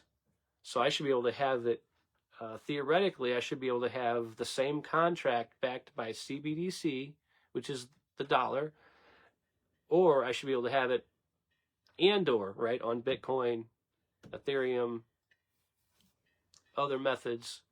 And this is where many other experts in actual coins hopefully can take what I'm saying in a very kindergarten level and just take it even further to a better level. But that's where that's at. So here's here's the answers. So thank you to all of you basically out there in the coding world, and those who do know how to make actual coins. Well, no, I didn't tear down decentralization, everybody. All I did was ask for a funnel so the World Bank doesn't come by and crush you. And I did that because politically now, everybody, there's a lot of people who keep telling me the world needs to be socialist. And I'm really tired of these political narratives, aren't we all? But instead of being tired and using that frame, I don't hate everybody for saying it. So here's the next part, right? If I'm going to be centrist and stay in the middle, okay, if I'm not going to fight for all these rights, well, how am I going to stand for a lot of social services and not stand for socialization? And how am I going to do for it and actually be effective? It doesn't matter what I stand for and what I say, okay? It doesn't matter. People are going to do what they're going to do. So instead of needing a triple ledger on the American dollar for the CBDC, which we already have, I've seen it reflected in the cases. So, and of course, even if I don't say it, that real smart people are not stupid. Okay, the banking system is really not stupid. So that means that without the gold standard, as long as there is an offline ledger to an online ledger to back the online ledger, the ledger is our money. in digital form. It's a ledger. We're just not gambling. It's in the bank. So I know these terms get thrown around in the casino, so don't worry, everybody, that this doesn't mean that our money can be taken. So once again, this reinforces it. Our money can only be canceled if it's stolen. It's the law. That's a good thing. That means you go to the bank, they give you new money. You know, you don't have to go and hire a team of people to try to unheist your money. It just becomes worthless to whoever took it.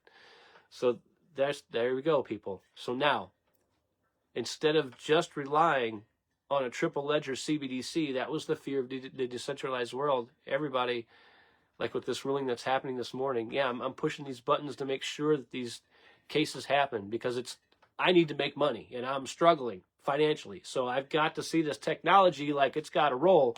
So for those who said, slow your roll, sorry, everybody, I got to get this cracking because I got to be making money. And I'm not here to flip. I'm not an investor like to flip money and just get rich quick. I'm not here for some scheme. I'm here to do a lot of hard work and make sure that it works smarter, not harder. So in turn,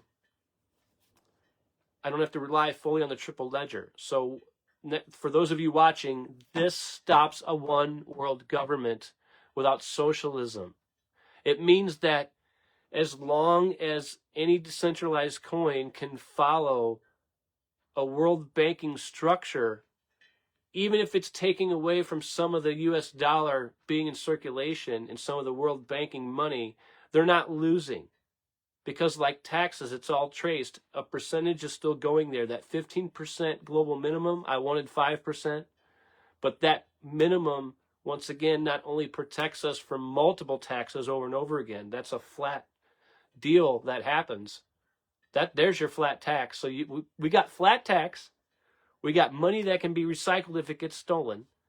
And as long as the world can use whatever coin that the world deems has its own value, as long as it funnels to where it needs to go as far as the comparable with the CBDC in the end, then there's an automatic control that's done through protecting people. It's not authoritarian. And it's not socialist, because it can't be subjugated by human beings. And as long as AI is non-discriminatory, AI cannot take the precedence of one group over another. So here it is. We don't need a triple ledger. We don't need a one world government. Don't even need a belief structure to support it with discrimination for trickle-down politics to pay for the taxes. All we have to do is be able to account for the hiding of cash accrual, which means you just can't cheat on your taxes anymore. So if anybody hates me for that, well, you know, the trade-off is a whole lot more freedom, no more war on drugs, a whole lot less fighting and bickering and division bell, and then the ability to trade liquidity, flip. It also bleeds into the housing market because everything's done with money. So and then this opens up global trading without one government having to protect one group over another. Here's the incentive for people to stop being terrorists. It's like, will you get out, stop. Who cares about what you believe in? Shit. I want to cuss just once. I'm sorry I have to cuss, but here's who cares about what anybody freaking believes in? And here's to, no matter where you are in the world, if you want to participate, you can't be violent and you can't impose a belief system on anybody.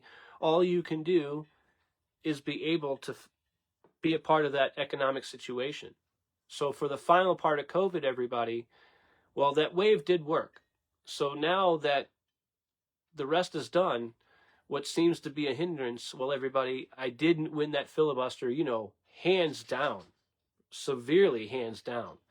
So now the methods I used, number one, can't be used again. Number two, the ability for COVID to be a chemical weapon or a cover for it can't happen. It's such it's such a known psychology to just the general consensus of public. It's reflected everywhere that people just get it. It can't catch anybody by surprise anymore. And the money was already put in place. So now it can't be like Biden versus Trump and all this craziness, because we already know that, the COVID vaccines were completely implemented at lightning speed during, Trump's presidency. So when it comes to that, now I can just fully let go of that political spectrum of it. And for everybody else, I did that because, once again, I didn't think I was going to make it. I thought January 6th was going to succeed.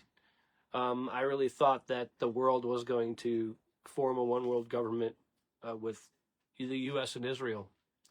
And I thought that Trump was going to absolutely give Putin concessions.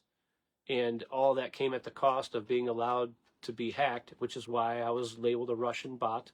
So there's my final proof to the whole beginning of the receipt as to why I had to fight back and how it affected the whole world beyond my own personal safety and sanctity. Because here we would be right now, and I've already talked to many other professionals, so they have the models. And what is the model? The model is, out of all this, everybody, if here in America, if what happened during Vietnam would have been recycled into Iran, which is what I was able to expose the parts of it I had seen, along with everybody else who does what they need to do. Well, once again, it's beyond activism. Not only would I have not been here, but how COVID was weaponized. Part of the reason why I came on so strong and did those OSHA mandates is not only did I know that one time the world would be fooled, and I believe that. I believe that this is one time that it happened so fast the world wouldn't be able to catch up legally to fight it.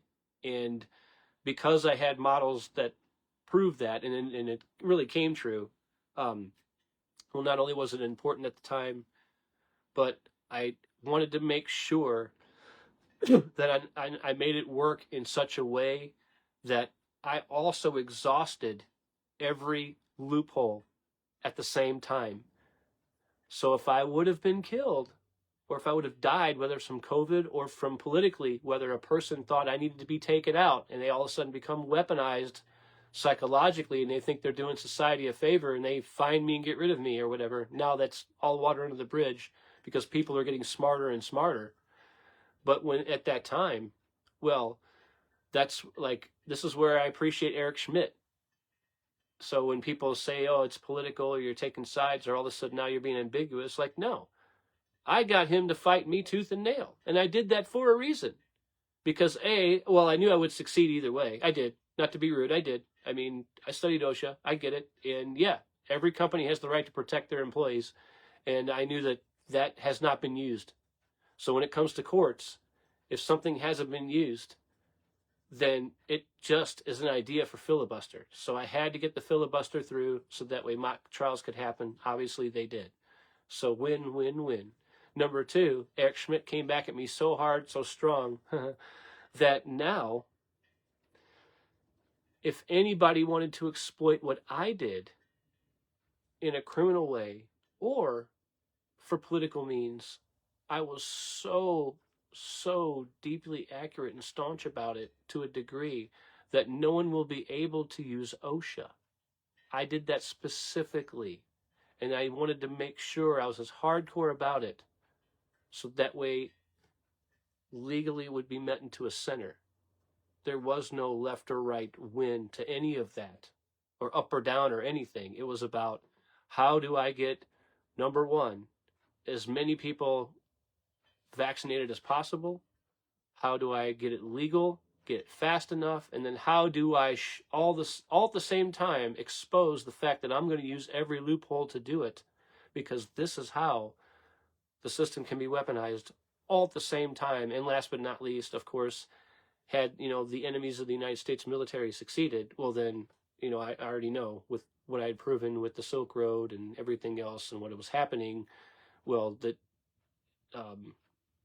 there's enough evidence alone by default, by de facto, by the way it was happening, that I had every reason, and I'd still do stand by, that I already know had many American soldiers would have been poisoned by chemical weapons or COVID itself, or both.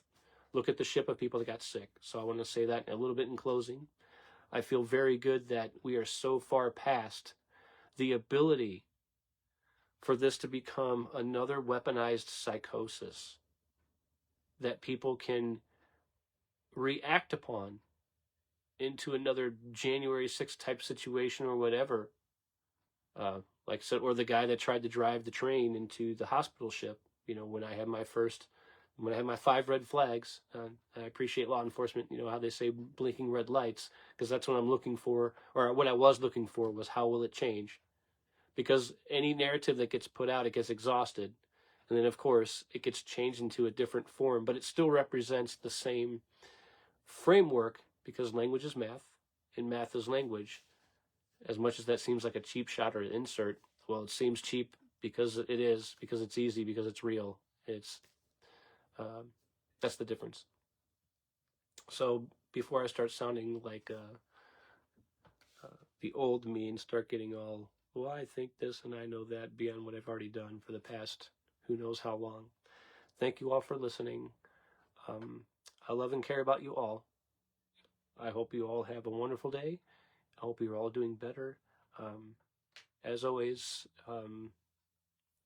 as I keep achieving more and more heights, things are steadily getting better for me.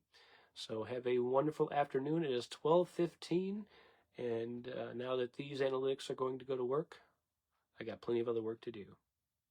Have a wonderful day, everybody.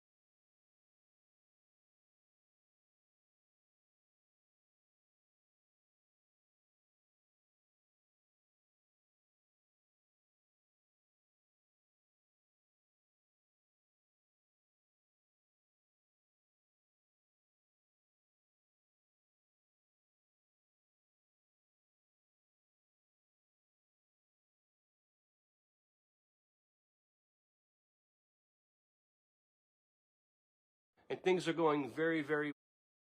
GM, everybody, how are you doing? We're steady on course with the trajectory, and things are going very, very well, at least algorithmically. A lot of the algebraic verbal models have paid off very, very well. So I'm really happy what's happening, at least as far as the trajectory.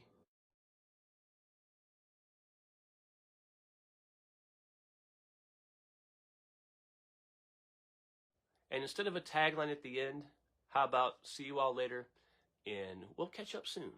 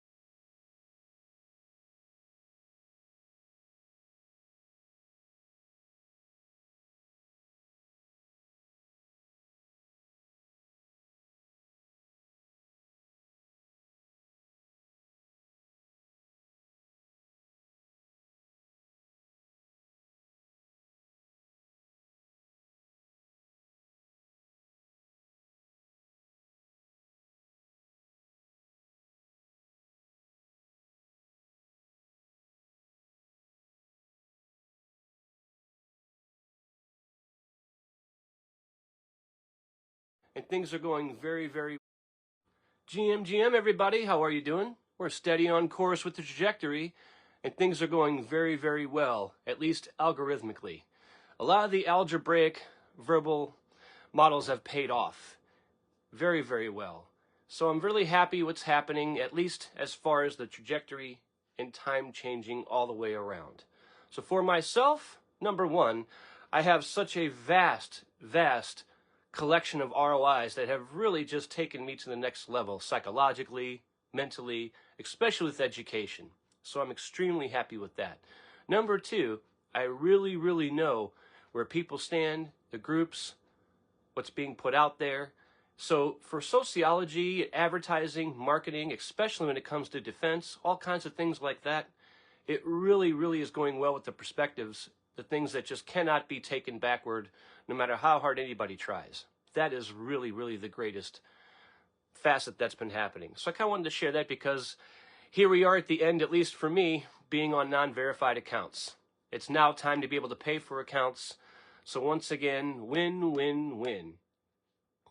If you want to be here for free, at least there's a way for someone to get on here, see what's going on, no matter which platform it is. And if someone is oppressed, they can always be behind an account that can eventually get discovered and people can help them.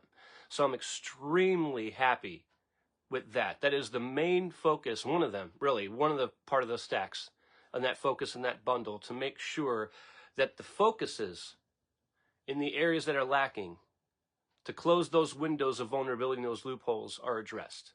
That is, of course, my main facet. Number two, the AI and the software, the OSs, it's just been astounding in how well they've been operating. In as little as 3 years ago, the behaviors of the software, the devices, nowhere near as good as it is now. So I'm extremely grateful for all the efforts every engineer out there is putting in to making these things happen. The engineers on the level who understand things, I simply do not. That's why I have to do language models, because in the end I have to pass that baton to those who can make things happen that I simply just do not have the power and knowledge to do. There's no way I can possibly possess all that. After all, I'm not a superhero or a spirit. So I can't do those things. I'm very happy, to say the least, as well, with law. This has been the best part. When it comes to being fair and balanced, coming out, of course, this is the best time ever for it, and making changes legally has been another step. So I'm glad I got in while the brick and mortar was wet. And to some who may think I still might be hypocritical or ambiguous, just go back and listen to the videos, because a lot of it is algebra. It's to make sure that there's a common ground met. And that's really where I stand. So, of course, yes, I am transgender and I will always stand by it, and I'm embracing it more and more. At the same time, I'm really happy to be able to look into what it means, both for myself and everybody else, to really make things legal and right. Because it's not about people being told what to do so much as everybody coming to a common ground. And in order to be recognized as a legal citizen that has rights, well, that means that I have to be wary of everybody else now and be respectful to everybody else, because I remember what it was like to feel like I was on so-called the other side of the fence. And now it's great to see that there's no fence at all. It's just a matter of, is there respect? Is there a balance? Is there some type of common ground or not? So I'm really happy there. Third and foremost, I was on X talking about the farming and everything. I'm really happy with Governor Parson and his rulings. And for those out there who think, oh, that might be ambiguous too, well, remember, I'm not praising people. I'm making sure that they do the things that I feel are necessary, just like everybody else should. And when a lot of voices out there are only having one characterization, especially when I see the governor under fire for that, well, I want to stand up, because it's not really about protecting him so much as the job that he's doing. And so whether or not we agree or disagree, maybe on personal issues and things of this nature, I've always found that he has come to a common ground the best possible. And that's what is most important. So everybody out there, I'm really happy he signed the executive order for farming.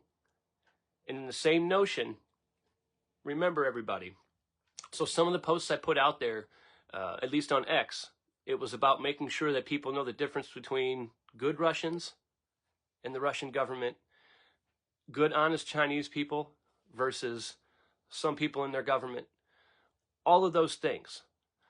At the same time, I'm really glad the governor is making sure that there are going to be rules followed. And just because somebody comes in as an investor and can spend a lot of money in Missouri doesn't mean they have the right to break the rules, because, I mean, citizens need water. People don't need to abuse chemicals, things like that. So that's a very big deal to me. I love the water that I have. And I feel that if I just pay my taxes, well, that's not good enough. I need to still be a voice. After all, this is America. This is a free world, and it's up to the people to have a voice to make things happen, because people in power follow their constituents, and that's always the baseline of everything. So that's also why these language models are so important. They're working very well. So for my life, it's the best thing possible. I'm no longer living a lie. I'm no longer living systemic. I'm no longer living confused, trying to fit into a mold or trying to make people happy because I care about everybody and I feel like I need to do the right thing. And now I'm shining with my own code of ethics, a code I've always had, but I never really expressed, because I used to think that what I thought was wrong because of what I was raised to believe. And now I'm so glad that thanks to technology and global communication, that's really what is changing. I'm also happy to see a lot less of this messianic type of ideology when it comes to believing in stars and entertainment. I'm really happy about that. If you notice, more and more people are starting to really care more about the things that they actually like and want, especially when it comes to entertainment, than idolizing an idol. People are struggling. Marketing companies are struggling. Management is struggling to try to get people to be that character idolization that people want to follow. And it's because society is moving forward, and enough ideology, or I should say anti-ideology, if you will, is being put out there now. The psychosis is there. So that's what a lot of these language models are too. Because I support the fact that we should all, in my opinion, embrace free will. I believe we were given a brain and a body and everything. And I do believe there's a God, and I believe that we are free to move about, and that is the true gift, along with the whole science of everything, at least the little bit I understand of it. That means that the less that I look for a Messiah, or I look for a person to tell me how to live, the less I'm looking to idolize a person in entertainment, because it psychologically fits that whole same mold. That's really the big deal about it. So I'm extremely happy at all these things that are happening. And for everybody else out there, I always say those things. I guess the hardest thing too for me was, or really, is it hard? Is it difficult? Or am I just wondering what my buddy's doing? He's always doing such a good job and seeing who's out there. So I'll jump off here in a second to see who that is. But before I end this segment, I think now, well, anyway, the trajectory is going great as far as legally. If anybody has any questions, feel free to ask. But usually, I think, oh yeah, for anybody who might want to know, always remember, in order to get any change, good or bad, in order for me to have my life good, right, I can't just do for myself. I have to be fair and balanced with law. Otherwise, I'm changing things for my own personal benefit, and that's not legal.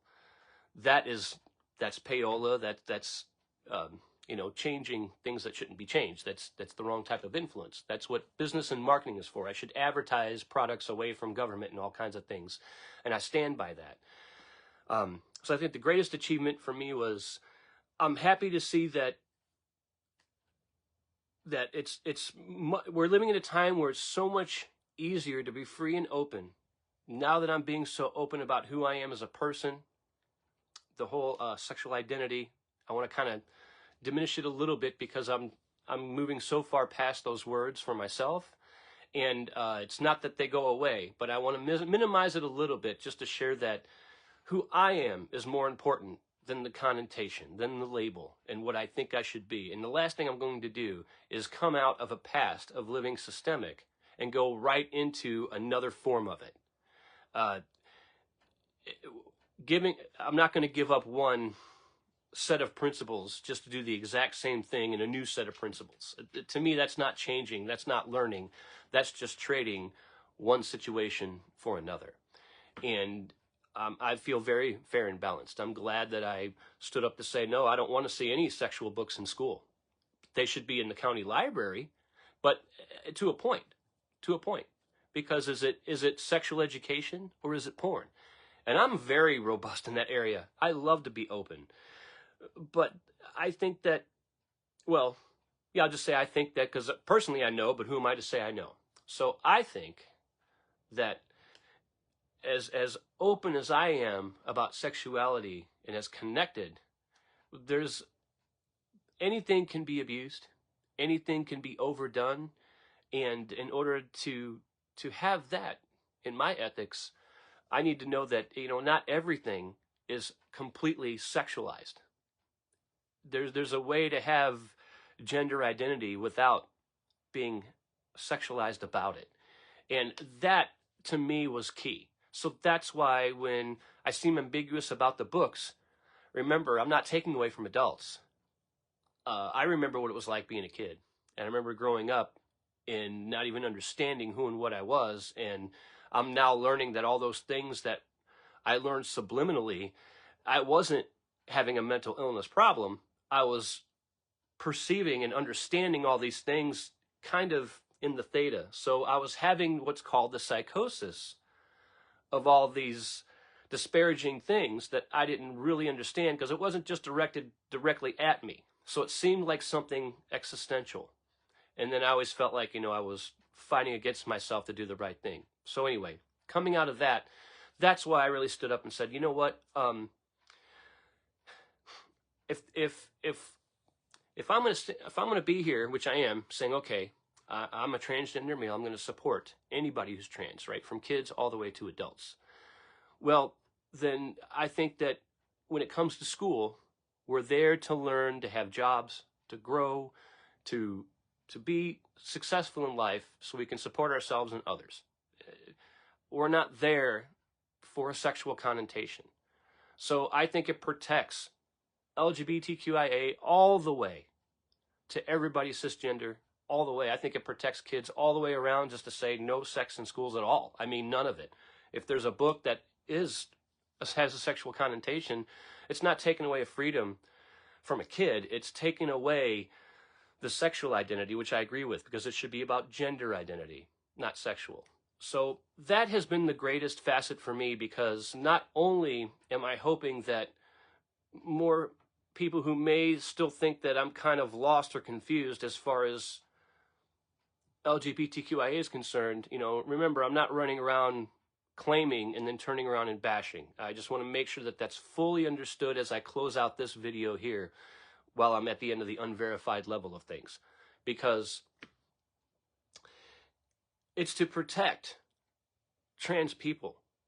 Most importantly, it really, really is. And I have found that I've gotten a lot of respect from people who are anti-trans, people who do not like gay people at all. And I've gotten quite a bit of respect, not because it caters to them, but I feel like I'm making headway with the language, and they don't feel threatened.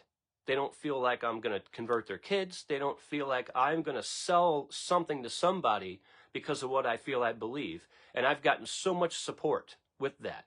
And I see that trickling through to others. And I know for a fact, because of what I know and how I've been able to do this with society. So I say to everybody else, I want to make sure that people know that this will absolutely protect trans people.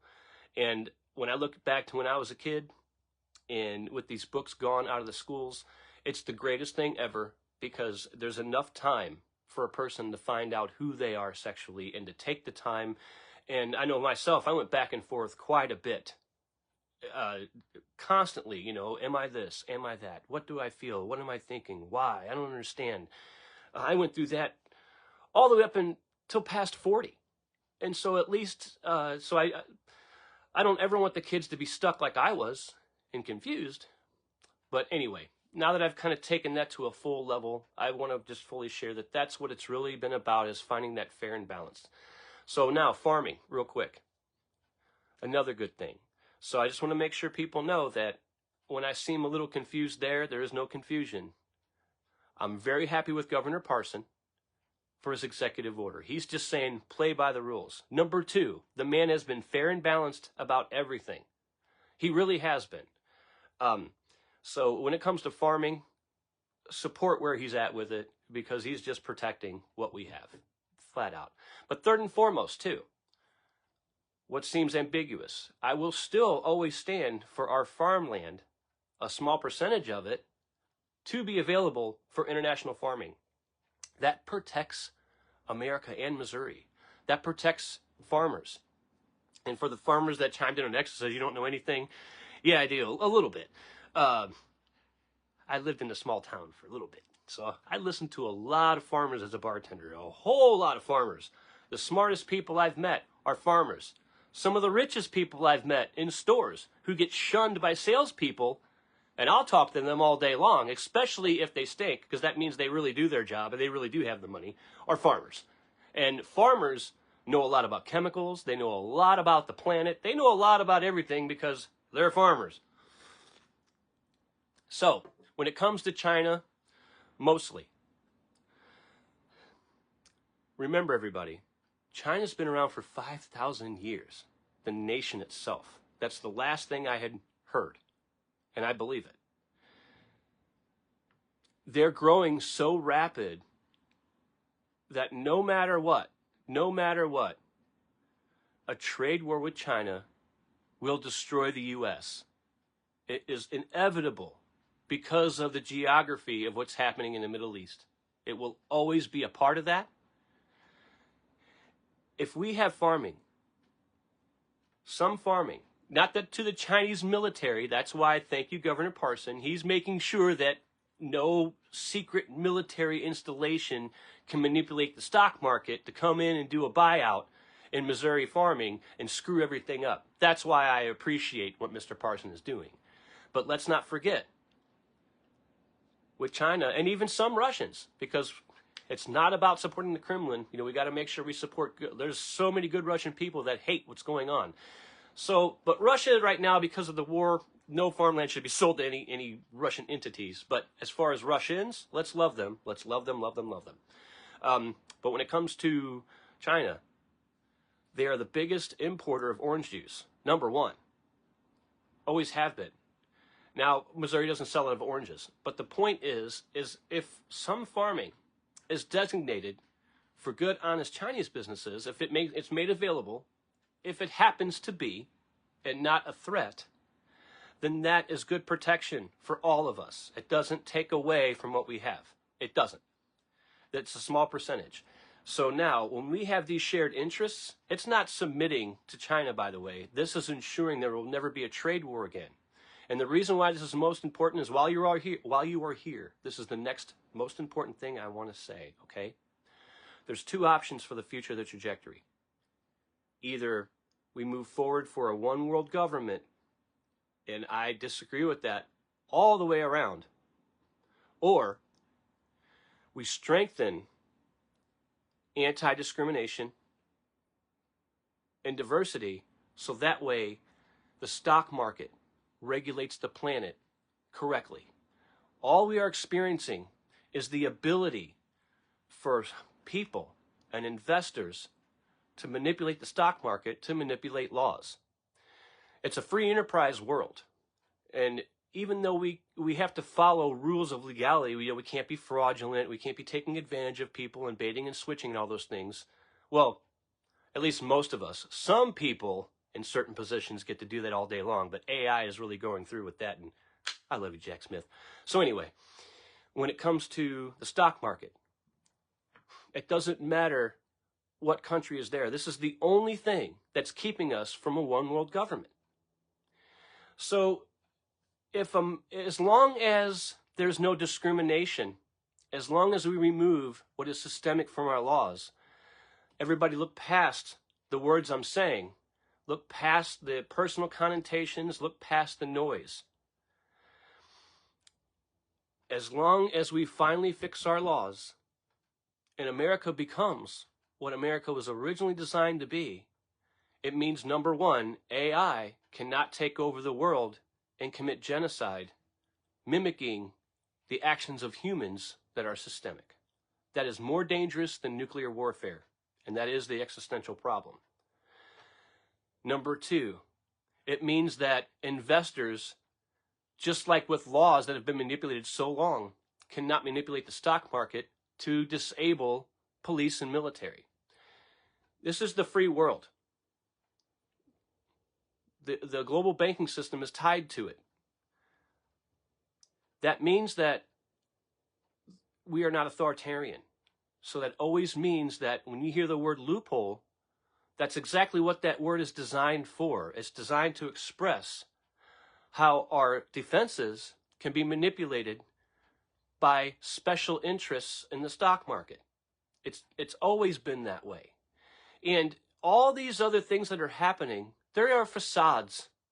They are facades to capitalize on those things, more so than to confuse people. The confusion is the aftermath and the exhaust of the situation. It's the waste, it's the poop. And but because that takes the light and the precedence, it seems from a public perspective that is the message and that is what's going on. And no, it's not. These are trickle-down problems from the real situation. So that's why I've been here doing these things, because as I learn business law and as I keep moving forward to build my company, because I have these marketing strategies, I have these ideas of taking cash and crypto. I'm fighting for the digital dollar. I'm getting everything I'm fighting for because it's going to protect you and me. If someone steals your money, they can just cancel it and give you new money. It doesn't get heisted like gold. There's all kinds of great things happening. Pretty soon, I'll have an investor. I will start having the shows I plan on having. And instead of it being all about me, no, I've got a way to bring an A-list. I'm going to save them money on their tours because the whole industry is changing. I have a way for movies and television and radio and news media to insert themselves with it being cool, not being disgusting. I've got new models for advertising that make it actually interesting for people. And I have ideas to where all the artists and businesses can bring their own coin and crypto with them, and they can flip it as their swag. And that way the public can invest in anybody to help them. They don't have to make me rich first. That kind of seems stupid on my level, yeah, but in my opinion, if I make a percentage on things correctly and help artists, especially small businesses, move forward, then not only can I sell these models to local municipalities that are going to help bring business in, I can bring in the global business. And guess what? And guess what, everybody? There's going to be a lot of people in China that are going to be coming to these shows. And there's going to be a lot of Americans that are going to be welcomed in China. And all of this is Web3. This is the world coming together, okay? that old separation is gone. And we're going to be able to funnel money in so many different directions that couldn't be done before with cash because of the time it takes to flip currency into another denomination. And that's the loophole. Cash gets flipped and it causes fraud. So that puts the government in a bad position to always have to kind of come down on everybody. And now that's gone away with. Liquidity is passing through like no tomorrow. And the people who are trying to get rich quick on flipping, they're going down just like people who buy houses and flip them unrealistically. They're all going down with the fraud. FTX is gone. Binance took a huge hit.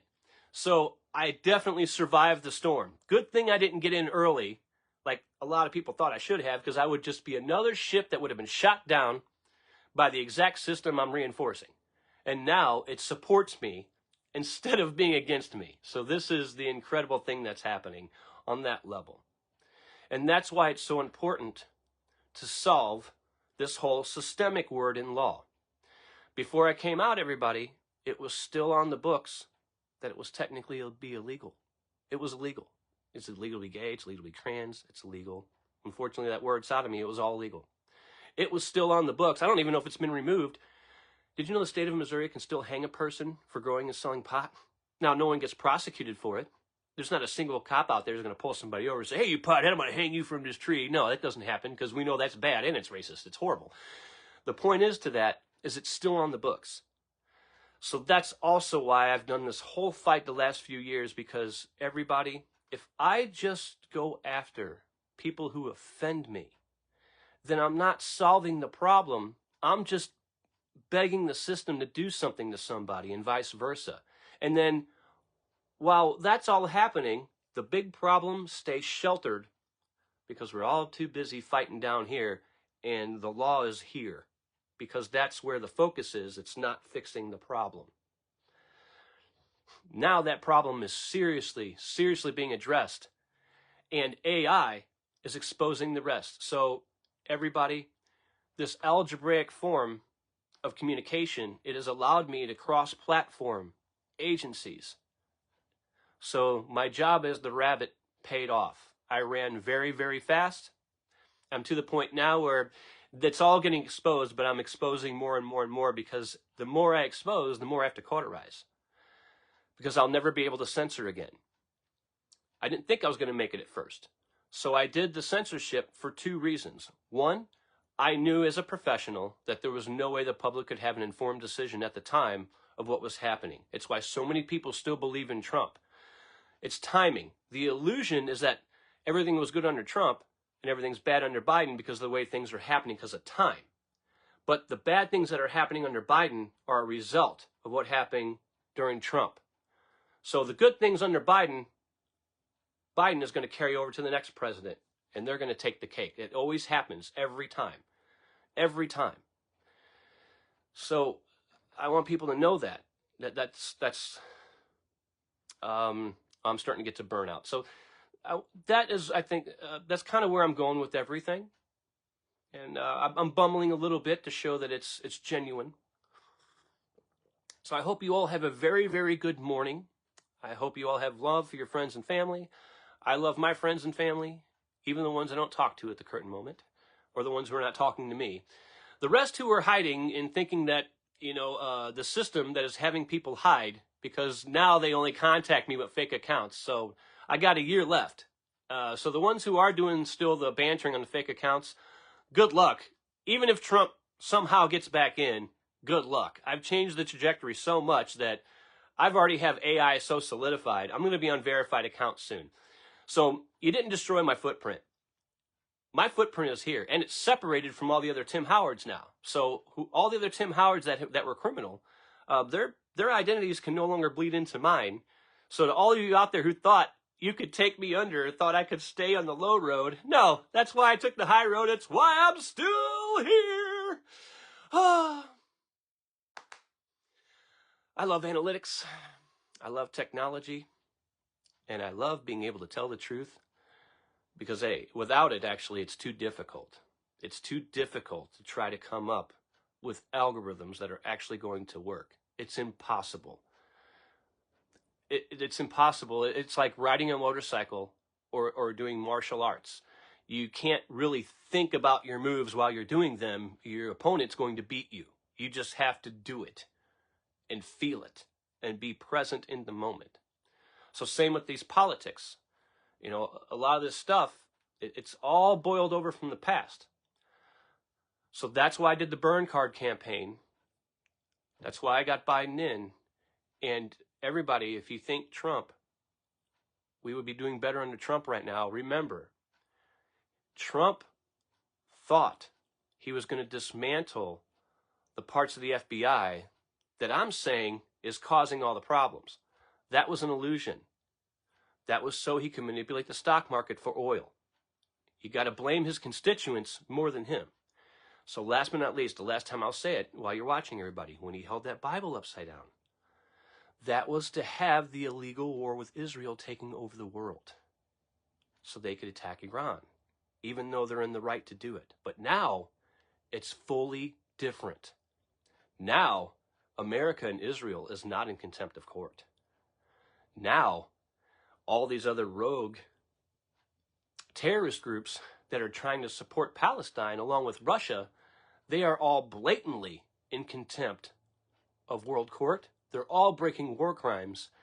And now the USA or Israel is not going to commit genocide at all, or at least in the name of the Bible. Now all these groups can be wiped out and all of our technology can be brought out of the closet and it can be legally done. This means that the stock market holds credibility, the American dollar holds credibility, and it means that the American military cannot be defunded overnight due to court proceedings. So that's the last goal, was to make sure I protect our government and our military. Because one thing I learned from Pop, I love you, I miss you. You're right, Pop. There are a lot of things people in uniform cannot do. It takes the voice of a citizen to achieve it. Grateful for that. And I'm grateful for everybody out there who picked up on the analytics, because when I say I changed the world, all I did was provide the tools to make that happen. All I did was mobilize what was already in place, because there's no way I can change the world by myself with my own story. That is impossible for any human being to do. But what I was able to do was use bonding and caching to the advantage, and timing. And all the voices that were not being heard were all of a sudden heard. And that's a point of insertion. And because there's a U.S. Constitution and a First Amendment, I can use that insertion to protect the government and all people with diversity. So the ones who tried to take me out, okay, even if Trump gets in, guess what? You can't go backwards. So now you guys can't systemically take me out. You can't use discrimination to do it anymore because of what I just said. Because that's really what was happening. And you can't blockbust me anymore to protect what is systemic. And for those who did those things, that's why we are not being creative together. Because I can't be creative with those types of mindsets. Especially if they think they can still call me the F word in my face and I'm really actually cool with it now that it's all out in the open. No, I'm not. Not at all. But that just goes to show that some people will never change. And they will also continue to lie and tell people that I'm their employee and all kinds of stuff. So the next time they come at me and they get their stuff back when I didn't take it in the first place, all that kind of stuff. Now, it's pretty obvious. So my grandfather might be gone. And now these people have their families still in the business places and they can pull their strings. But that's okay, because I am finding more and more who actually is really standing by what they truly believe, and if they really are fair and balanced or not. And third and foremost, I'm not getting frustrated out of the game. That's the last best part of everything. Part of this is to see if I'm going to get frustrated and mad and angry. Now, I allowed a lot of that because it was truly happening. So if I didn't have any of that, well, then I would be making everything up. At the same time, it's all about instituting control and learning versus reacting. And I want to share that that whole mindset is going very well, because the more I tackle an internal issue, the more I learn to emotionally deal with it, understand it, and come up with a solution that allows my mind and my heart to grow with it in unison, not just acceptance. And I'm learning it for myself, not just listening to other people and going, yeah, that's what I need to do. No. I like to investigate and learn.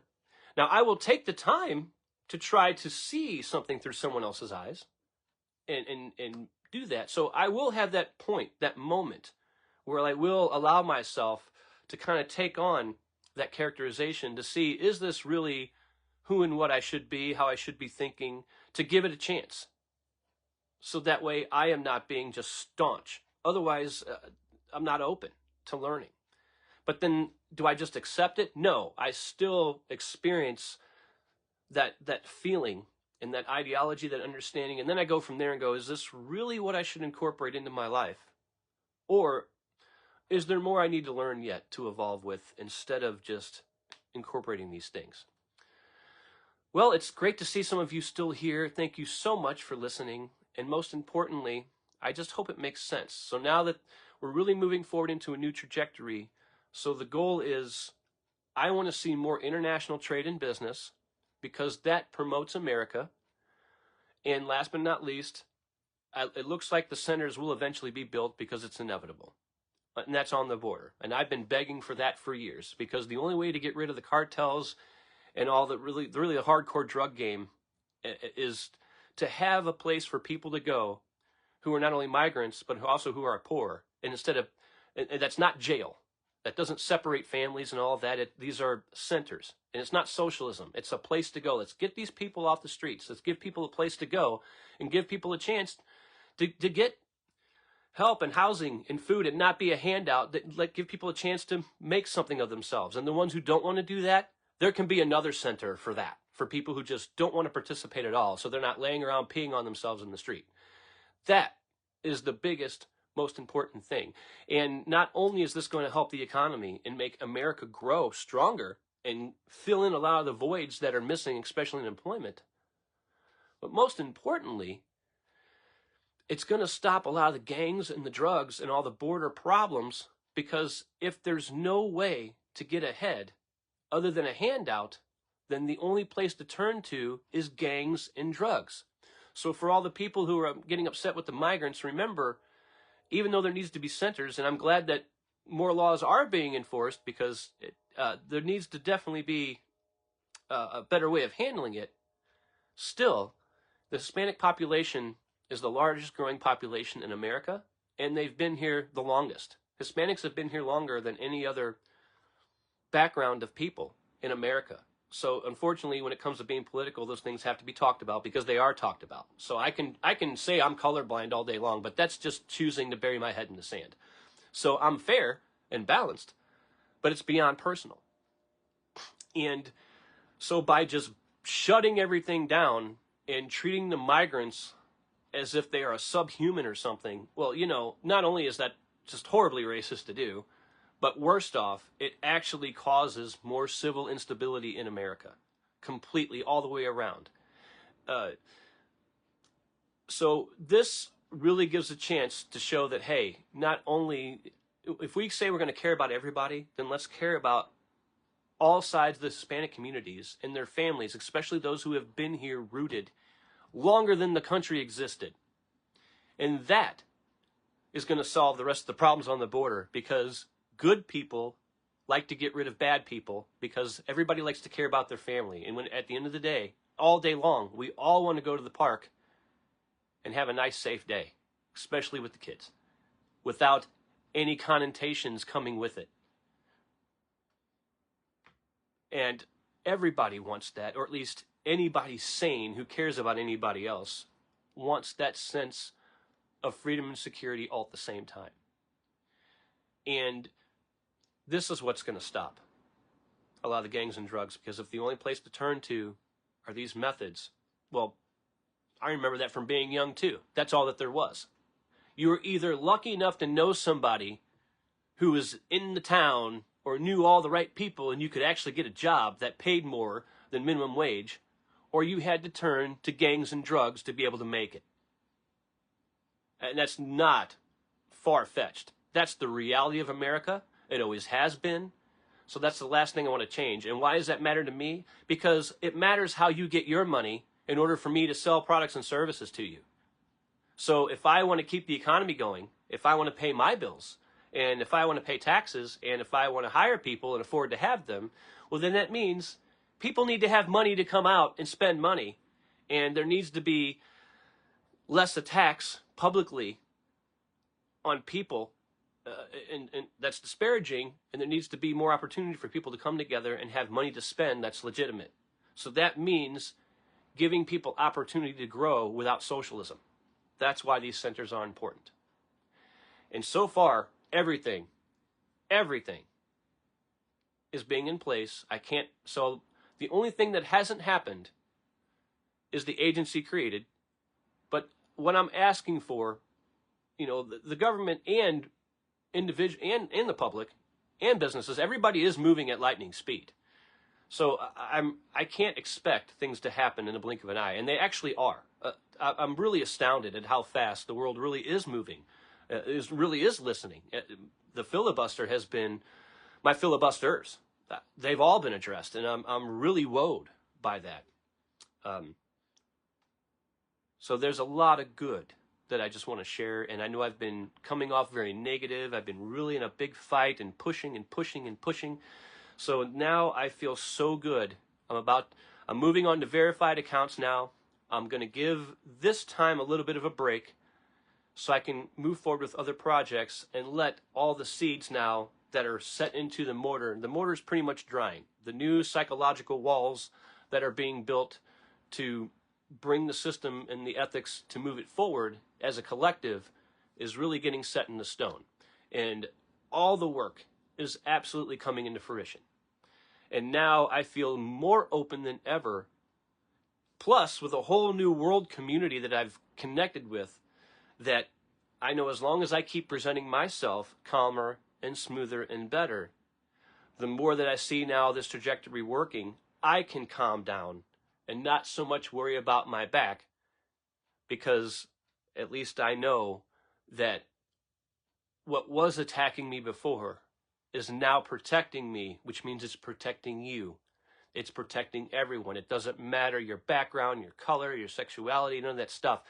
There's more of an even, balanced playing field of law than there ever has been before. And I'm using a term that someone else used, but I don't care. Nobody owns words when it really comes down to it. We only own the rights to certain usages. Everybody, I hope you're going to have a wonderful day. I'm going to work very hard to make sure that I do, because I'm not going to try that hard at all. I'm just going to let it be a good day. I love you all, and instead of a tagline at the end, how about see you all later, and we'll catch up soon.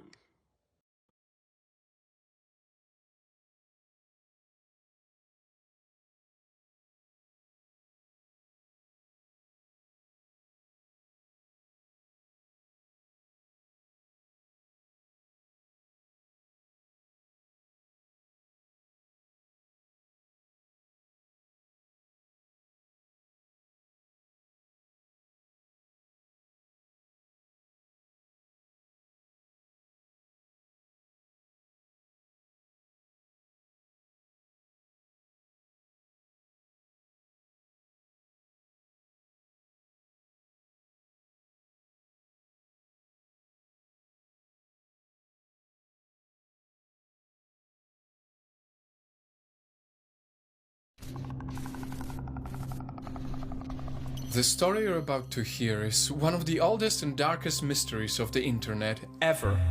A story of a website with piles and piles of information hidden behind a nearly unbreakable system. A place that felt like straight from dark web, but on the regular web. A place that has been at the center of countless conspiracies, investigations and rumors. and whose true purpose was never discovered. This is Mortis.com, or as the internet called it, the domain of death.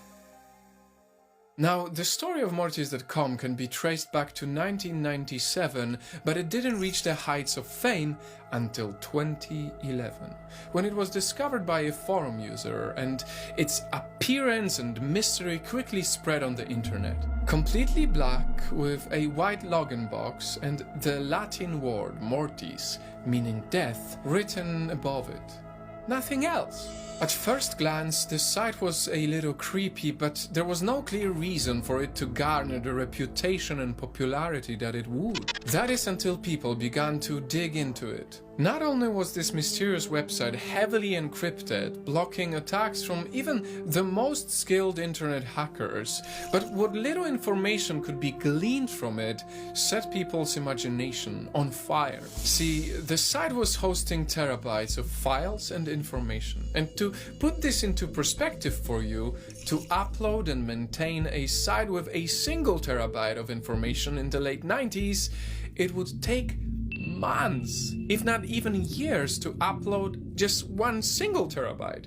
And this guy was hosting dozens. With a super slow internet back then, it would require a fortune and dedicated teams of people. Such sites were only reserved for big corporations or brands. And yet, this website was hosting more than these giants. So who was behind this? Who had the key to opening this digital iron door? Well, at some point people were able to uncover one name connected to the site.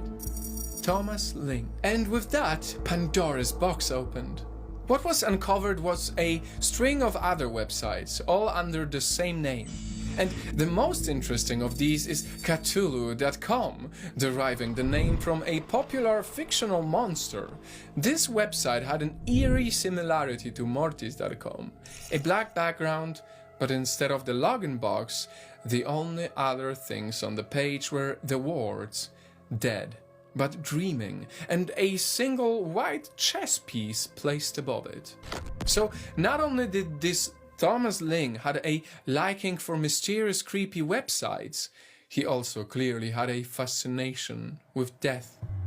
So who was this guy? When people started looking into Thomas Ling, they started finding mountains of information, addresses, phone numbers, properties. But instead of finding this mysterious man or a clue as to his plan and whereabouts, all that was found were empty, abandoned warehouses and deserted plots of land. Even the phone numbers would never be answered or ran in silence when the call was made. And almost all of these were not only dead ends, but were either owned or connected to people who were long dead. So we've got the name Thomas Ling, a series of creepy and morbid websites hiding insane amounts of files, as well as properties and phone numbers owned by dead people. The question on everyone's mind was just who the hell is Thomas Ling? Over the years, as the popularity of the Mortis.com mystery grew, people alleged they found Thomas Ling as a lawyer, dentist, or a security expert. But no evidence of this being the case, nor him owning the site, ever came to life. Honestly, we might never know the true answer, because today all of these websites owned by Thomas Ling are completely gone. And I don't mean taken down, no. Wiped from the internet archives like they never even were there in the first place, like they never existed. Even a Wikipedia page made to track the information about Mortis.com was removed. So whatever files and mysteries were hidden behind that login screen, it's clear that Thomas doesn't want them to see the light of day. Ever. To this day, Night Fam, the veil of mystery that surrounds Mortis.com has not been lifted.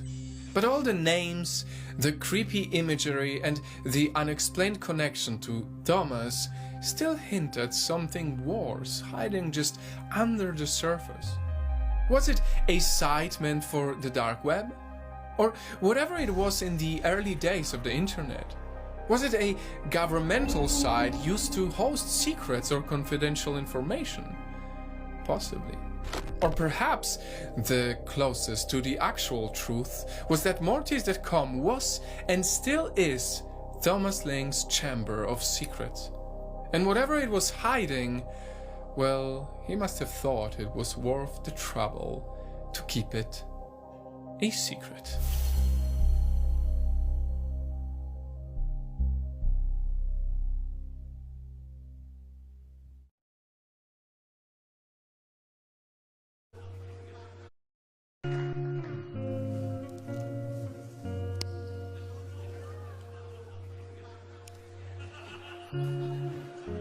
What?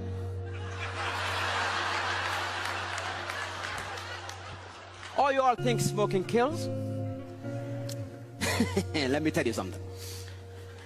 Do you know that the amount of people dying from diabetes are 3 times as many people dying from smoking? Yet if I pulled a Snicker bar, nobody would say anything.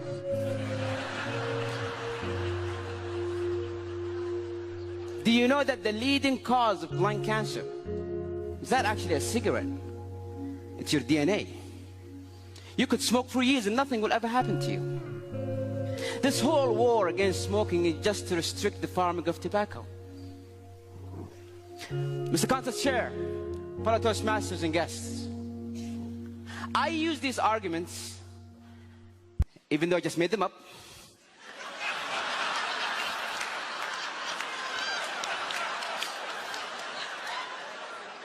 with a group of my friends. And the results, 5 of them believed what I said.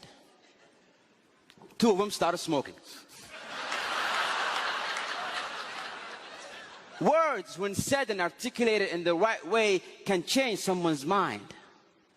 They can alter someone's belief. You have the power to bring someone from the slums of life and make a successful person out of them. Or destroy someone's happiness using only your words. Does that seem a bit too good to be true? A simple choice of word can make a difference between someone accepting or denying your message. You can have a very beautiful thing to say, but say it in the wrong words and phew, it's gone. I have a son who's 4. And he had this bad habit of writing on the walls with crayons. And one evening I walked into his room and he's going at it, just writing and drawing and so on. And I said, hey.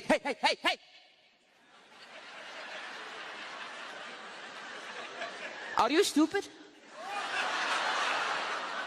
Don't you ever do that again.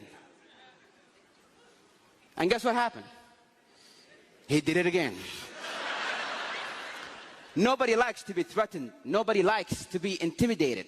His pride would not allow it. He did it again just to spite me. A week later, I walked into his room and again, he's going at it. And this time, he was even looking at me just.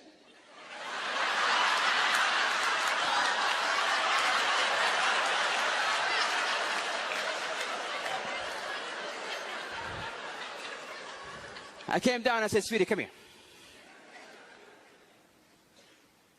Don't do that, you're a big boy now. And he never did it again. Because his pride wants him to be the big boy. Have you ever wondered why nobody cares about global warming, even though it's a very serious issue? It could kill all of us. Because when you go home and you flip on the TV and you see a scientist trying to talk about global warming, it goes something like this.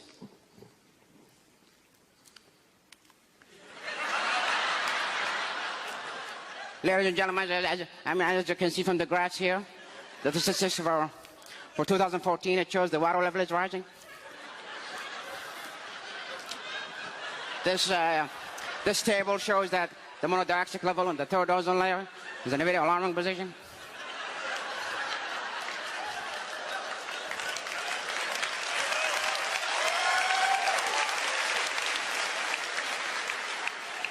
The message never get across. But most importantly, if you are a person who's a role model. If you're a person who's been admired, anything you say could be believed. Anything you utter could be taken as truth. My friend Nasser, he loved his father, idealized his father. He would do anything to make him happy. But his father was the kind of person who's not easy to impress. And year after year, Nasser tried, and his father was like, yeah.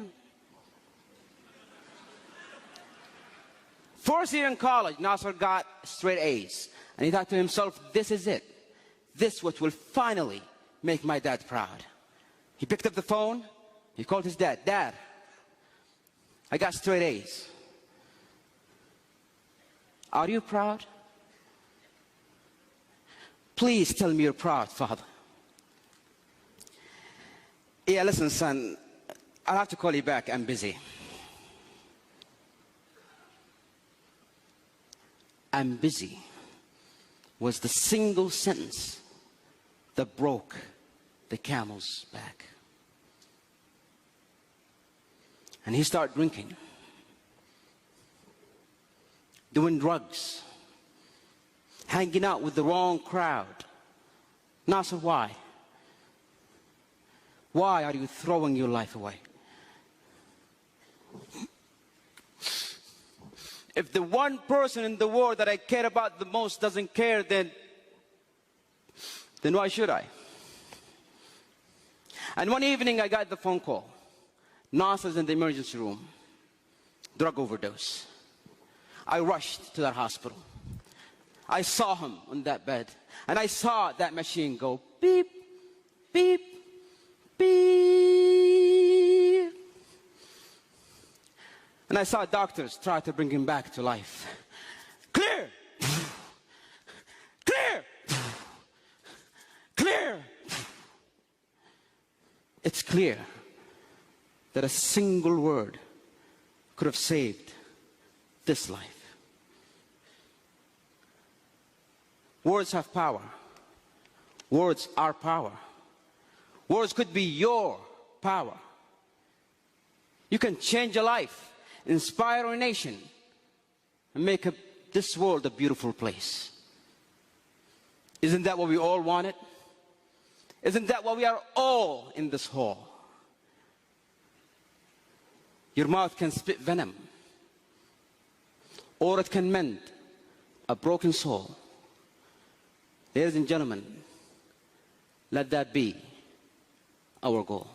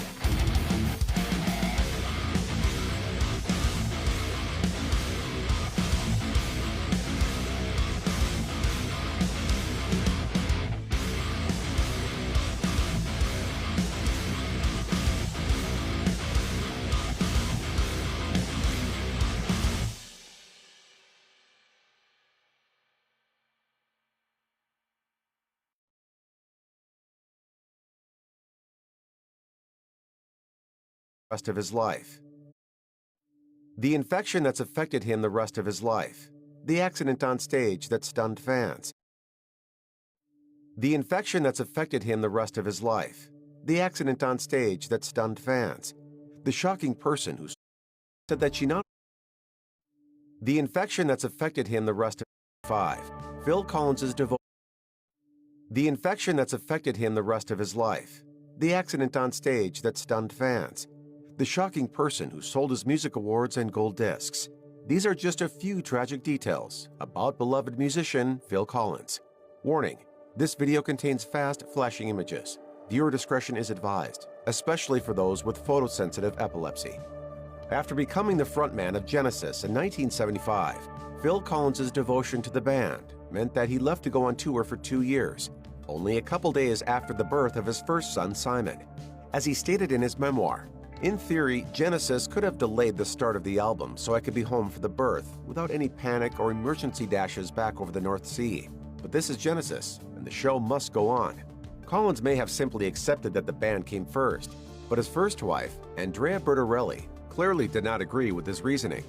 In a later interview with the Daily Mail, Bertarelli said that she not only thought the popularity that came with the transition to lead singer went to his head, but also that Genesis had become the most important thing in his life.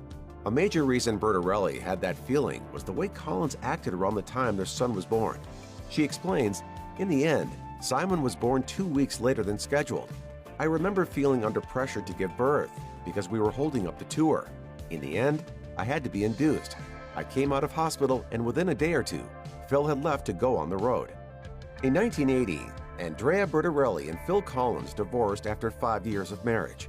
The singer was devastated by the split and made his side of the story very public, claiming that she ran off with a decorator and even controversially set up a paint bucket and brush during his performance of "In the Air Tonight" on Top of the Pops. You know, sometimes it's like, "Please, I love you, I love you, I love you, don't hang up, don't hang up." And then it's like, "Well, you."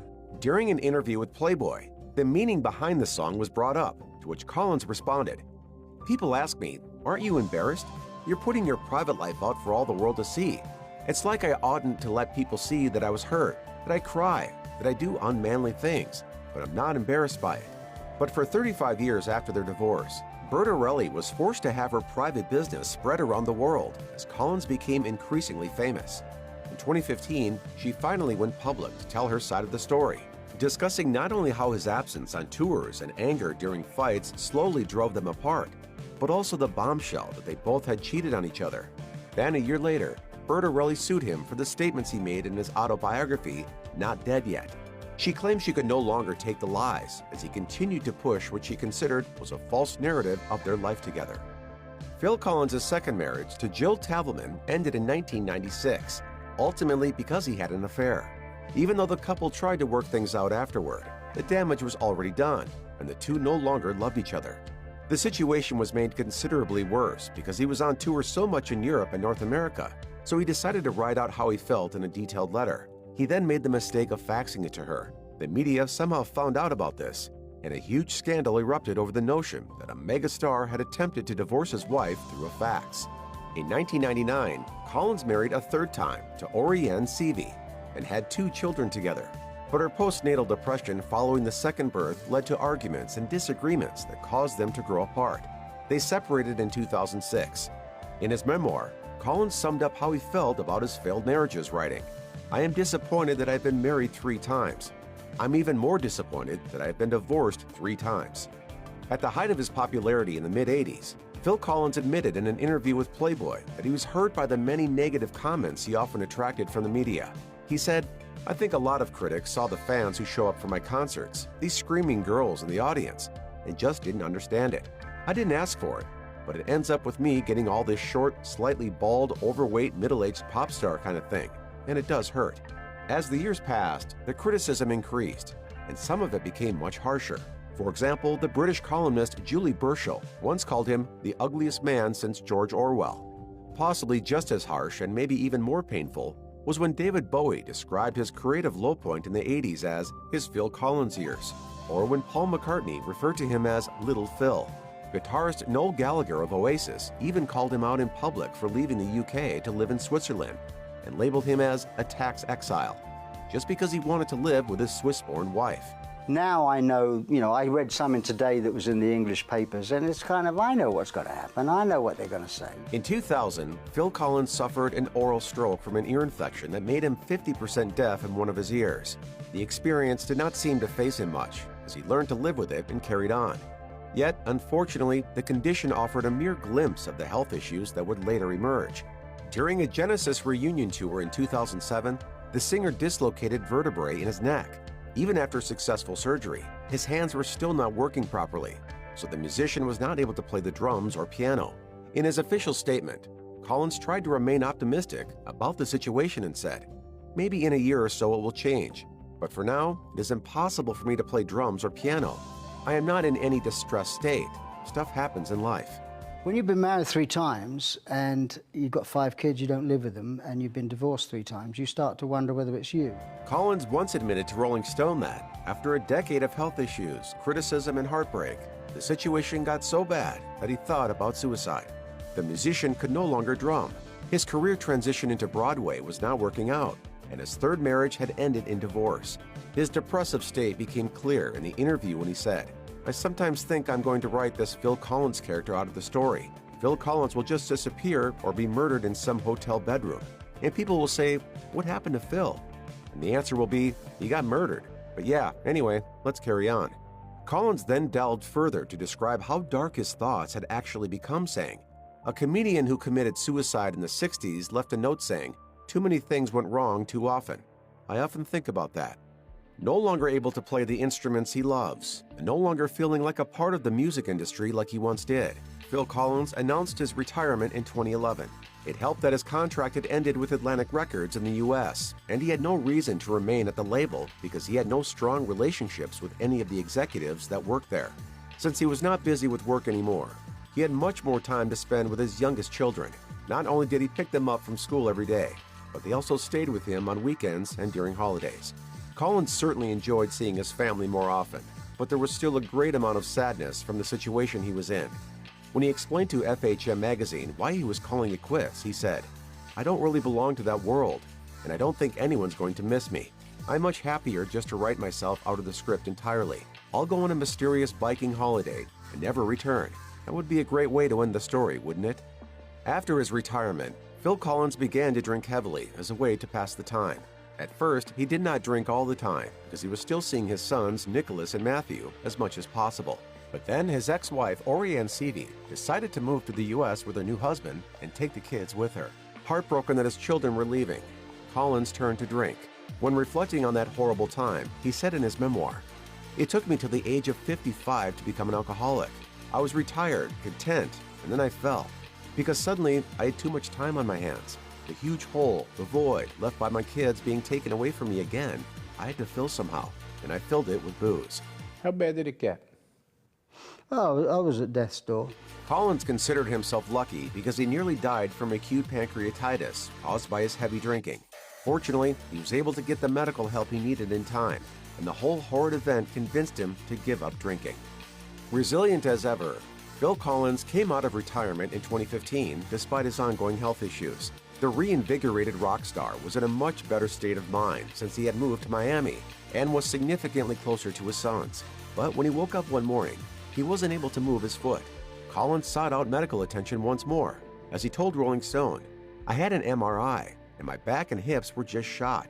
The doctor had to go in there, work on the sciatic nerve, and take my back apart and unscramble the mess." Around the same time, Collins also broke a bone in his foot, so he needed a walking stick to get around. Regardless of his new health struggles, he added in his interview that, "No matter what happens, I can go out there, play piano, and sing. I'm just in a very happy place right now." Even though his admirable perseverance had continued after coming out of retirement, Phil Collins' health problems have persisted, and he often had to sit during performances. In 2017, the singer fell in his hotel room and hit his head on a chair, leaving a terrible gash near his eye. After receiving stitches at the hospital, he recuperated without any other issues. However, the accident forced him to cancel some shows. Then in 2019, audience members were alarmed when he fell again during a performance after sitting down on a chair too hard and causing it to fall over. But the rock star got right back up with some assistance from nearby roadies and continued the show. The singer continued to move around the stage without any concern, and in a rare stroke of good luck, he was left completely unscathed by the incident. Health issues aside, it looked like Phil Collins' love life was improving after he got back together with his third wife, Orianne Seavey, in 2015. However, she not only left him again to marry someone else, but also still stayed in her ex-husband's Miami mansion with her new husband. 4 months of legal battles followed until Collins finally got the squatting couple to move out of his $40 million home. During the conflict, Seavey controversially sold some of Collins' music awards and gold discs, after which his son Simon felt compelled to speak out. In an interview with the Daily Mail, he said, "I really feel for my dad. It's just a low thing to do. I don't understand why Orianne would do that. Some things are priceless and should not be sold. Tokens of your life achievements are certainly one of them." Seavey then sued Collins because she claimed that he owed her half of what the mansion is worth after selling it, because the home belonged to both of them. The disagreements are still ongoing. As recently as April 2022, Collins accused her of committing fraud. Hopefully, the former couple will be able to work things out in a considerably less bitter fashion.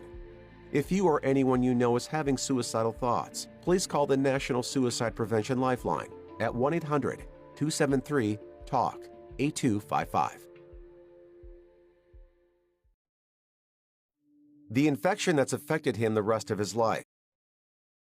Ago, and I happened to see it, and we have this young gentleman. I think he was on one of the local newscasts here a couple of weeks ago, and I happened to see it, and I was amazed because I heard somebody say, here's a black belt karate expert, and I figured at least somebody's going to be 15 or 16 years old, right? Because I know it takes quite a number of years to reach that degree of proficiency. But this young man is, I think, 8 or 9 years old, and he lives here in the valley, I believe in Encino.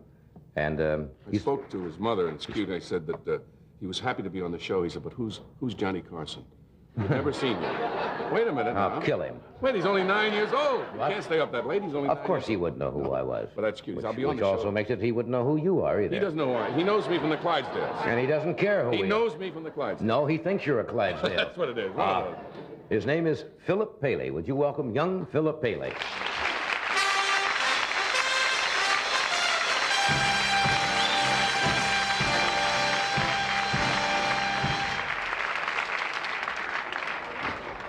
Now, we're going to drop this microphone down a little bit. I don't care if it even really gets in the picture here because I sit up a little taller. How are you? Fine. Good to see you. Thank you. Now, this outfit, most people wear this when they practice karate, don't they? Yes. Is there a name for that, Philip? It's called a tobak. A tobak? Uh-huh. Uh-huh. Now, how long have you been studying karate? Almost 5 years. Almost 5 years. And you're 9 years old right now? Yes. Yeah. Was there any reason you took it up? Why did you decide you wanted to do karate? Well, one reason is because when I was younger, when I was around 6 years old, kids would pick on me because of my size. Are you a little small for your normal age? Yes. So they picked on you, huh? Mm-hmm. Yeah. Another thing, it's a great sport. It's a good sport? Yes. So, how did you decide you were going to take up karate? What gave you the idea? Had you seen it before on television, or? Mm-hmm. Yes, and the first reason I just gave to you is because kids picked on me because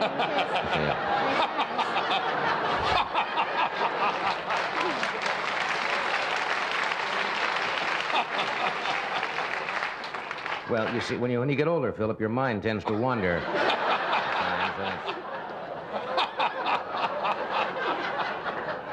I find it hard to retain, certain things longer than 30 or 40 seconds. It's a little mushy in there. No, I know. You're just kidding me, aren't you? Oh, I shouldn't touch you either, should I? Should never touch anybody who studies karate.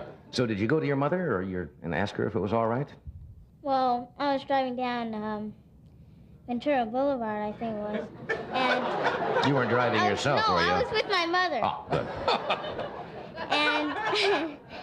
And I saw the karate studio, and she said, well, if you really want to take it, we'll go home and ask your father. So she went home and asked my father, and then he said it was all right. Yeah.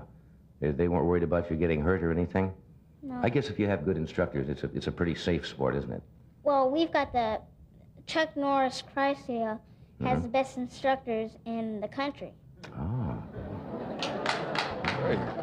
And some of the brightest pupils, too. Have you now, since you've studied almost 5 years, have the kids picked on you anymore? I mean, have you had to use this? Yes, I had to use it in a couple places. Yeah. What, I mean, they were teasing you or picking on you or what? Well, if a person is just calling me names, I don't do anything. It's just when they're trying to hurt me. They physically try to hit you or something, then you have to use it. Yes. Well, I suppose that most of your classmates know that you have a black belt in karate Mostly now. my whole school knows it. So I don't imagine they pick on you too much anymore, do they? No. Yeah. Do you know where karate started? Do you know anything about the beginnings of it? It started in Korea, and 3 monks, they got attacked by animals and when they were out in their fields.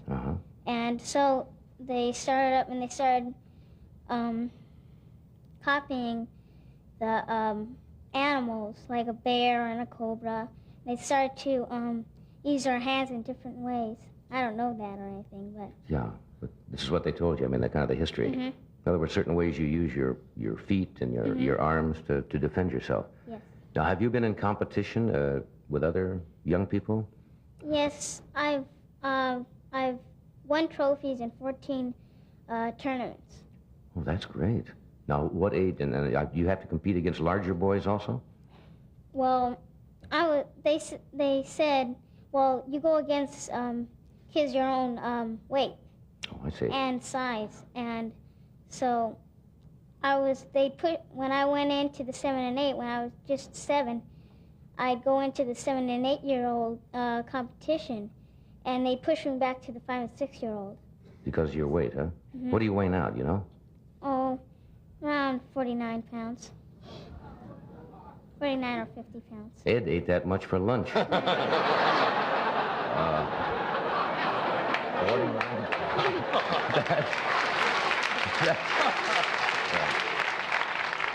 I think it's really amazing. And your instructor, Chuck Norris, who runs a number of karate schools here in Southern California, will be out in a moment. What do you want to be when you grow up? You know? Well, I want to be what my father is. He's an ear, nose, and throat doctor and plastic surgeon. Plastic surgeon? Oh, you can furnish your own customers. And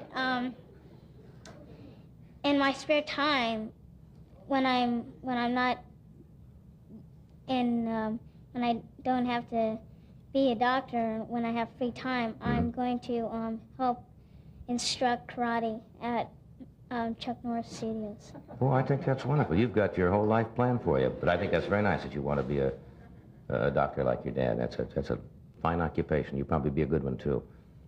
We'll take a commercial here, and then we're going to come back, and we'll ask your instructor to come out, and you can show us some routines, I understand. We could talk with Chuck for a moment, and then could we try something together? If you promise to go easy. Yes. Okay. We'll take a break in a moment, and we'll be back right after this message, so stay with us.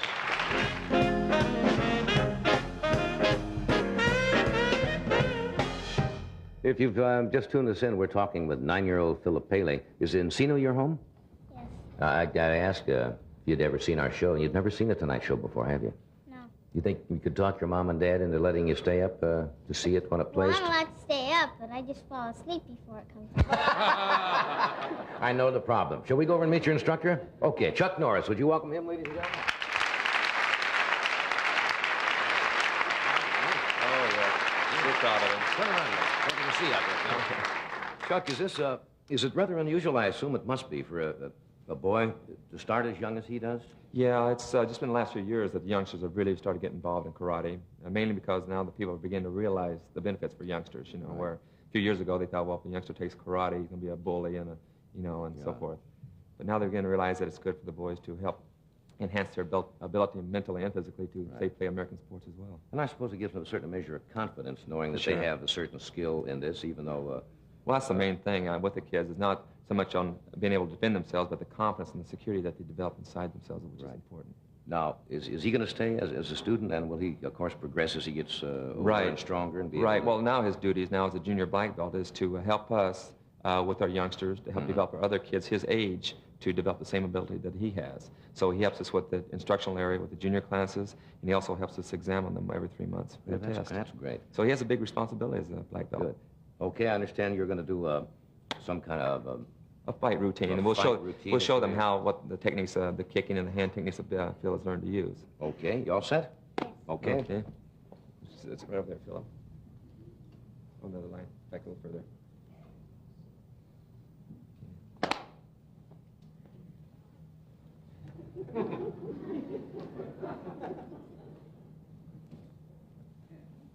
Get out!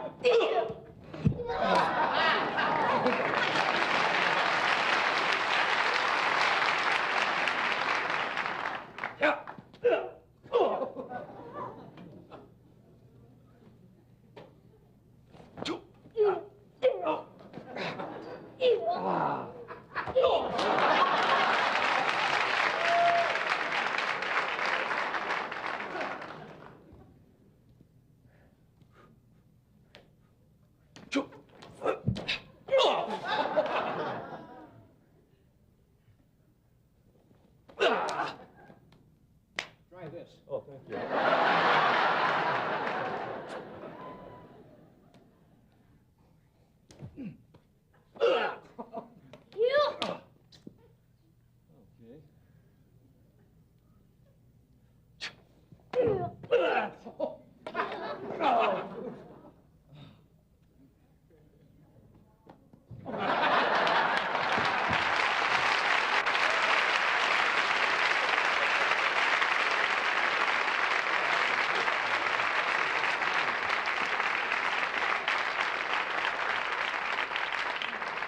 That's really quite sensational. I suppose now most people realize that a youngster this size, of course, trying to use this on somebody your size would not be quite fair, but it shows that the moves and the things that he can do are tremendous. Right. The thing, naturally going against an adult would be very difficult for Right. a boy his size, but the thing is that, most times they've been picked on by boys older, a few years older than them, and then it would be effective. Well, he does the moves great. Oh, he's very good. Could I try something now?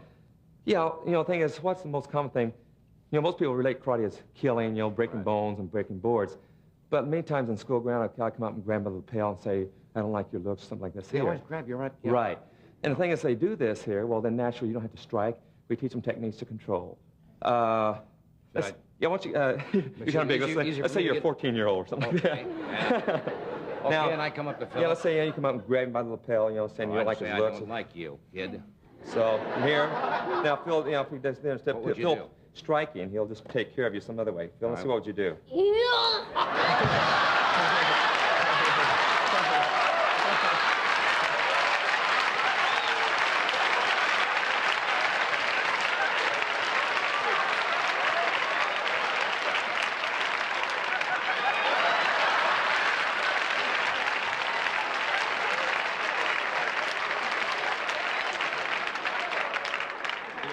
Second thought, maybe I'll stand up and do this.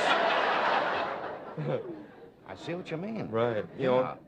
Or say if the person is as big as you, and say you come up and grab him, say, with one hand by the lapel, Yeah, something like this here.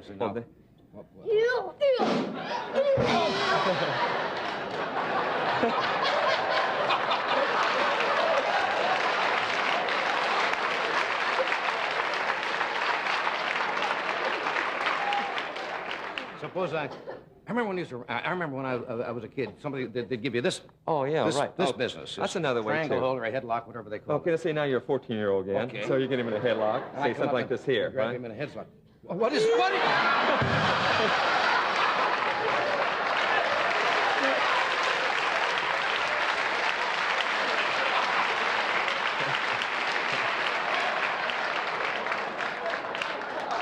That certainly opens the nasal passage.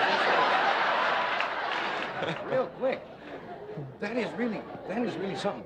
The kicks that they do. I mean, the feet in karate are used almost as much as the arms, are they? Right. Yeah, they use a lot of feet. He's a load. tremendous kicker.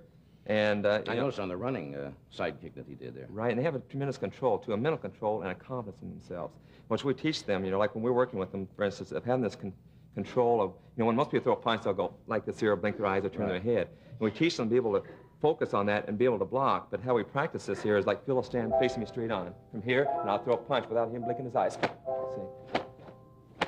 right here. Whoa. Good heavens, and you came within a half inch of him, and he didn't even blink his eyes. Philip, you're a remarkable young man. It was a... Thank you, Tim. Thank you very much.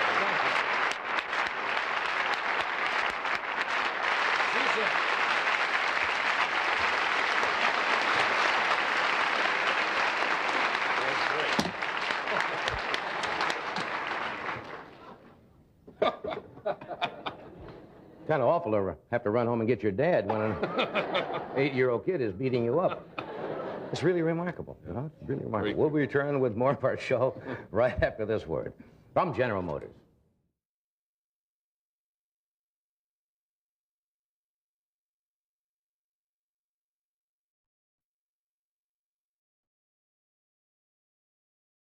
Might just be the most... Honestly, I never thought I'd become the very person I set myself to fight against. The story of Catherine Baroga might just be the most divisive in the world. And you, my dear viewer, will either see her as heroine or hate her guts. Because this 28-year-old woman created a secret society whose objective was to track down and kill murderers. Most often prioritizing serial killers who were intelligent enough to escape the eyes of justice for years. Having some of the most advanced technology, she was playing God, tracking down the devils living among us. But not just tracking them down. Even though she had a team of highly trained soldiers and hackers, this beautiful, fragile-looking woman was the one who personally ended the lives of 97 of them devils.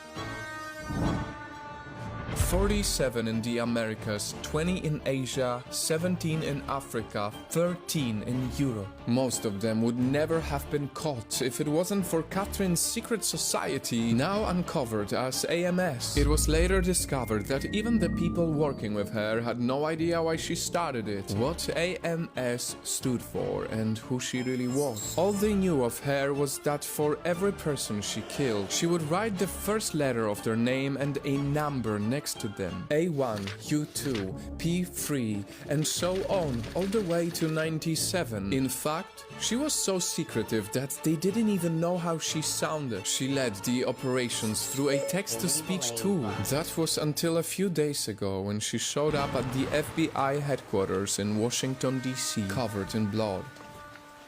According to testimonies, she walked in and calmly said to the first agent she stumbled upon, 100.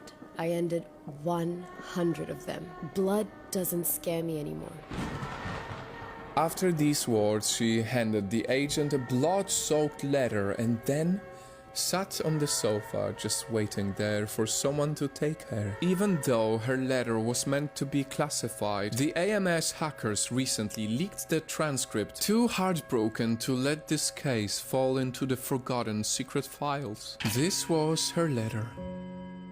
In the following words, I'll reveal how I created the most powerful secret society on our planet. Take over all the data, treat my team with respect, and rename my operations to SMS. Carry out justice on your own. I no longer need to.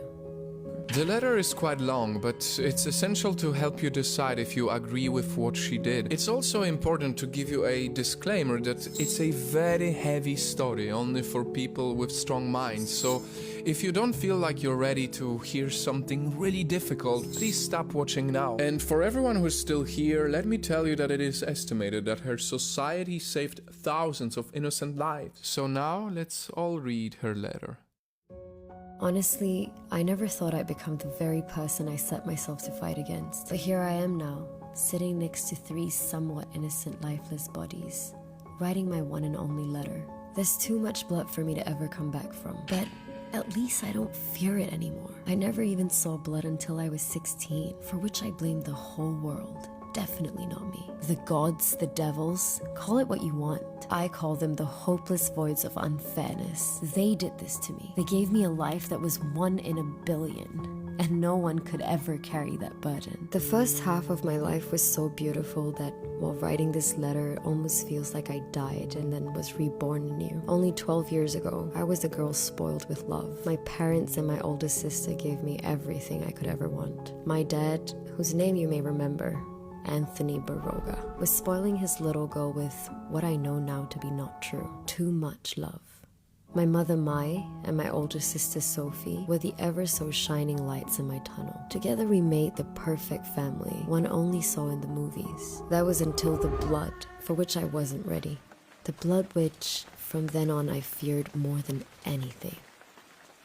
On January 13th, 2011, I was faced with something beyond cruel. Upon entering my house, I was met with a silence and a stench twisting the guts inside me. As I walked deeper into my house, I knew something was wrong, because my dad would have hugged me by now. On that day, he didn't, though, because my dad was now the blood, and so were my mother and my sister.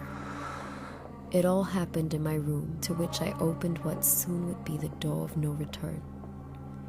They were all murdered, but not just murdered, no. Their bodies had no shape. They were smashed to the extent of blood literally spilling through my door, as when you leave the water running for too long in your bath. And in the middle of the room, big on a wall, was written, Sanguis. Standing there in shock, my horror continued. The man who went by the name Sanguis was standing behind me. He caught me, blindfolded me, locked me up somewhere in the middle of nowhere, and for the next 2 months would tell me his gruesome stories every single day. He called me his listener. For more than 2 months, I didn't see the light as he kept the bag over my head, feeding me through a straw and forcing me to sit in my own stench. He would spend hours every day forcing me to listen to the tiniest details of his story. These hours felt like years. I can't soberly recount his stories, but as a man who traveled the world and mercilessly murdered more than 50 people, he told me some of the most disgusting things a human could imagine. Some of his stories were the things he did to other people, and others were his future plans. His big turn-on was blood, and he told me that he can't stop until he tastes the blood of 100 people. Among these stories was one of the hardest for me to listen to. The story of how he murdered my family. He loved repeating this one over and over. How he mixed their blood together. How it tasted. I truly hated him more each day, to a level I didn't know was humanly possible. He filled me with hatred, just like he filled my childhood room with blood. Little did I know, it was all but a plan to make me 1 in a billion. Reading this letter, things are starting to make sense why Catherine would create the AMS, but the story will soon present you, my dear viewer, with a much bigger dilemma. Let's carry on. One day, someone else entered the room. He was my savior, a man who I can't name.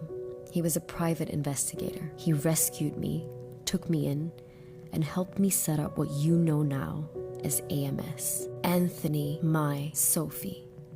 I named this secret society after their names to remind me of my one and only goal, tracking down and ending their killer, Sanguis. I trained for years and created a strict moral code to be able to carry on that mission. Truthfully, I had no idea we would grow to this scale.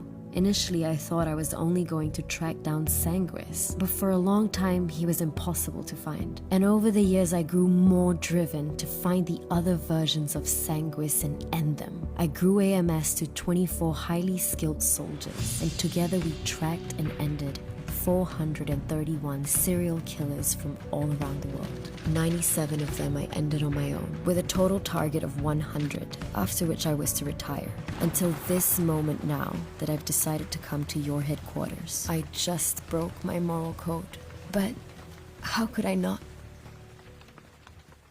Send your best agent. The rest of the story I need to tell in person. Catherine Baroga. A few hours later, Catherine was transported to a small interrogation room. I ended 100 of them. I ended 100 of them. 100. I ended 100 of them. She would keep on quietly mumbling under her nose until finally she continued the story, which I will now shorten and only focus on the most important elements. According to her, a few days ago, the man who saved Catherine called her. He was dying from stage 4 cancer, which now we know to be the reason for him to tell Catherine the truth. Hidden in an underground tunnel, it took her quite a while to reach him. Seeing him, the first thing Catherine asked was why he was hiding, but he went straight into telling her the bigger truth. I don't expect that you could ever forgive me, but I simply can't die without telling you the truth. The person I'm hiding from is the same person responsible for the way your life turned out. He is the mastermind who engineered the creation of AMS. What do you mean? I created AMS myself.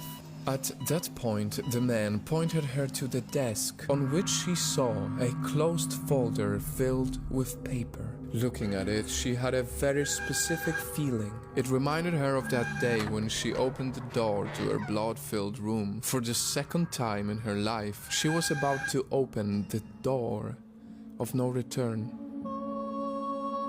Because inside this folder were pictures that further broke her broken heart. She saw her family, but unlike the last time when she saw what she thought were their shapeless, smashed bodies, these bodies were full of life. They were alive.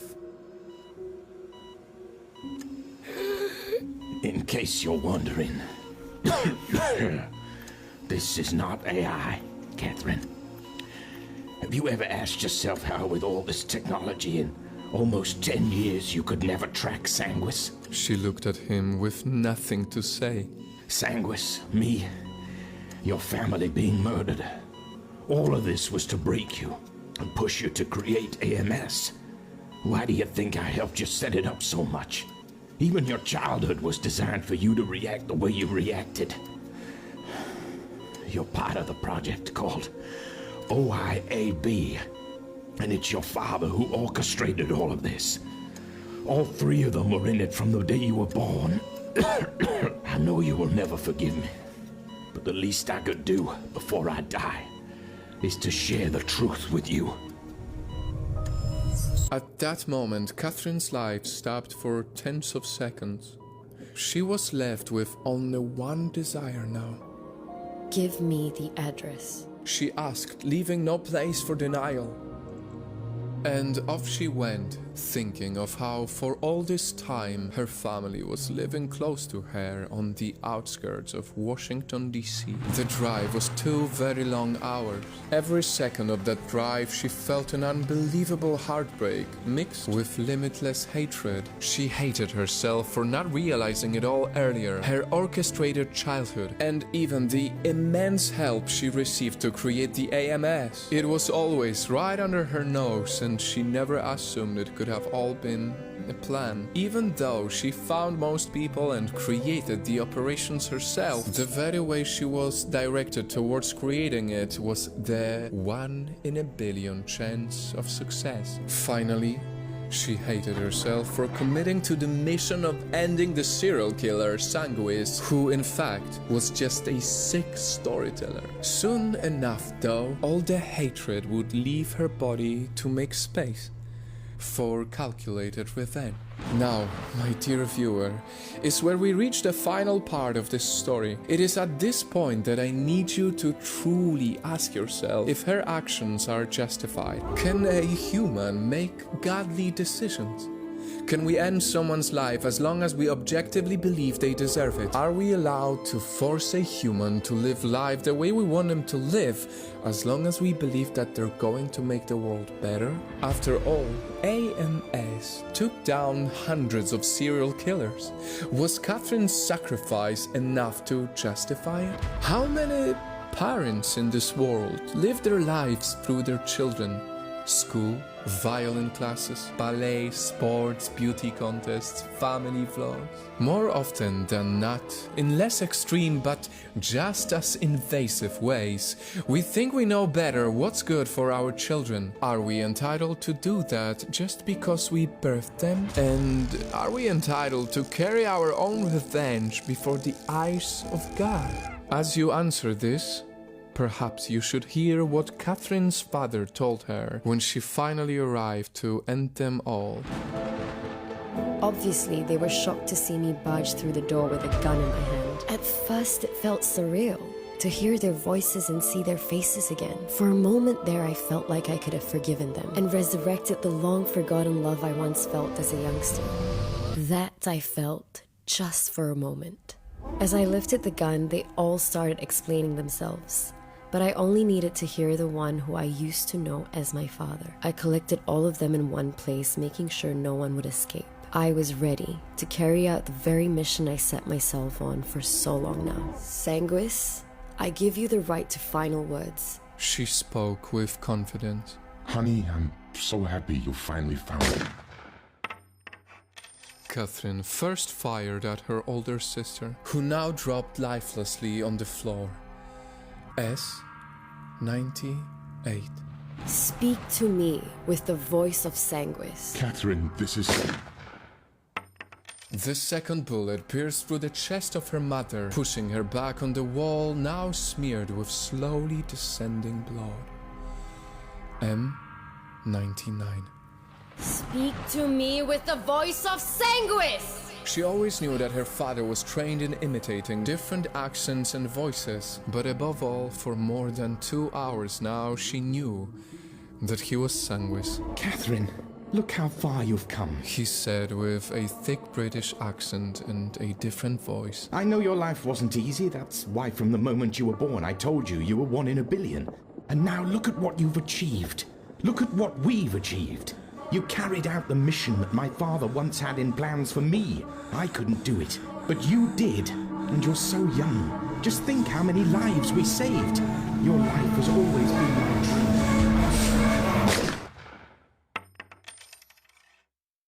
dream. Before he could finish, Catherine carried out her ultimate goal. S-100. On that day, for the first time in what felt like a lifetime, she felt no longer affected by blood. She lay down in between the 3 lifeless bodies, feeling the greatest relief of her life. Soaking in their blood for a few minutes, she finally stood up. First, writing something on a wall, and then writing the letter that you, my dear viewer, had read already. Just because families share blood doesn't mean the older blood must design younger lives. Little Kathy always wanted to be a nurse, but her daddy had different plans.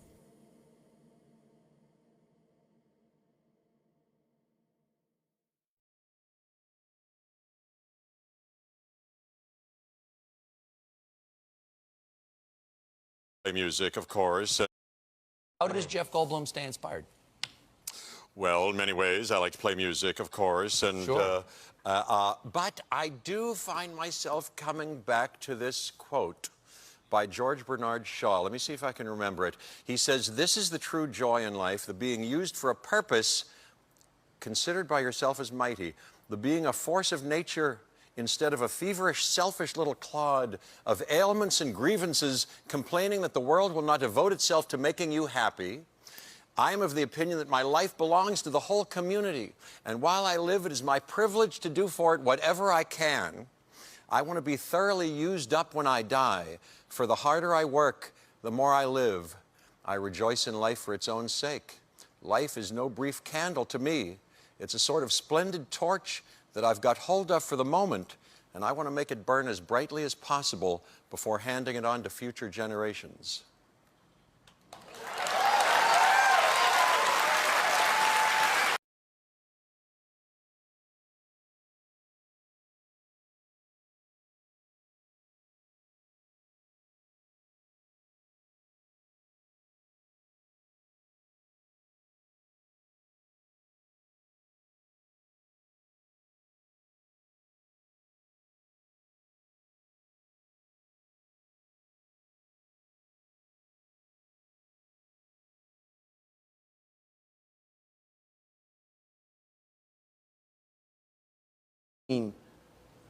progress right now with all of that? Can you use it to your advantage?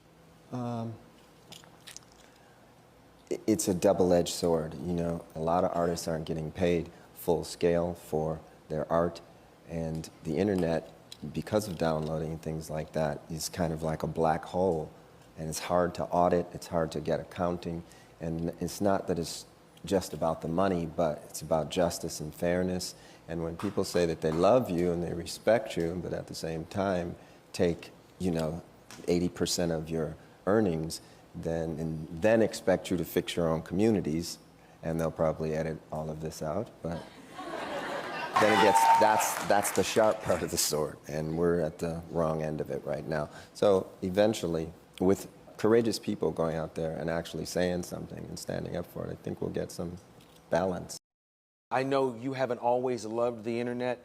How are you seeing progress right now with all of that? Can you use it to your advantage? It's a double-edged sword. You know, a lot of artists aren't getting paid full scale.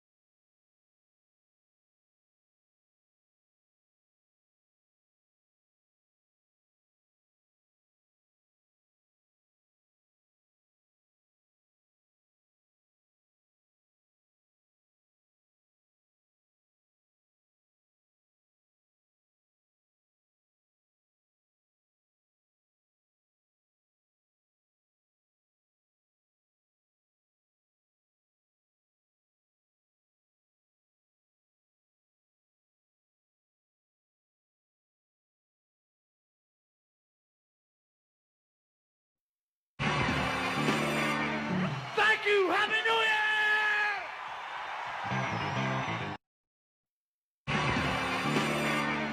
Thank you! Happy New Year!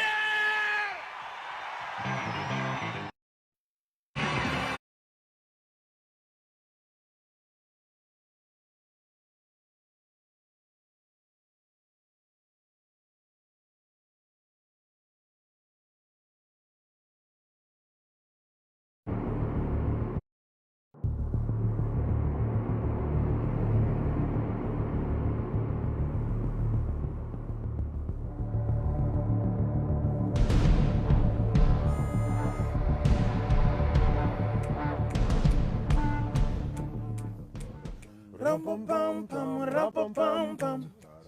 Rum-pum-pum-pum, rum-pum-pum-pum. Rum-pum-pum-pum, rum-pum-pum-pum.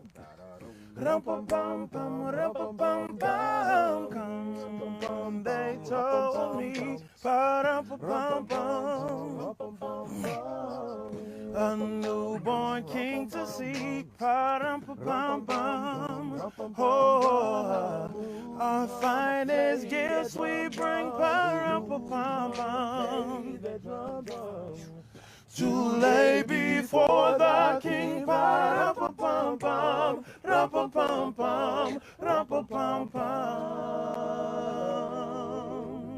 Come, they told me, ba-da-ba-bum-bum, me and my drum, me and my drum, me and my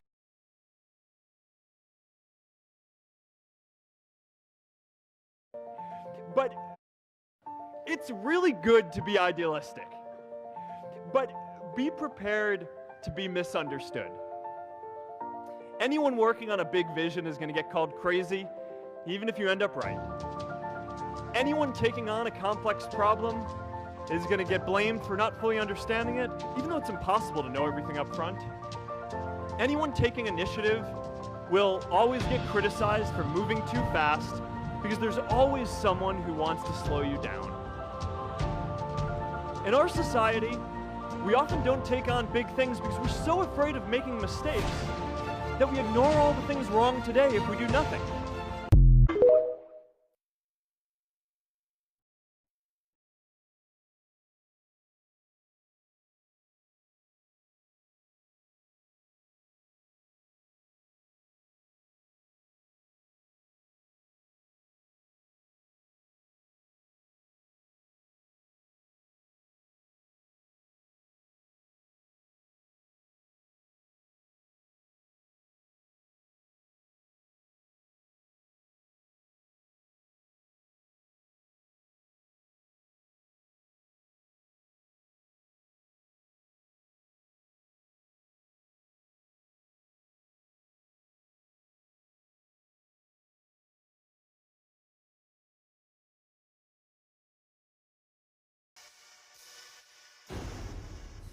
I want to know who you are. I just don't know who you are. That's fine. Okay, good. You seem pretty mad. I'm not mad at all.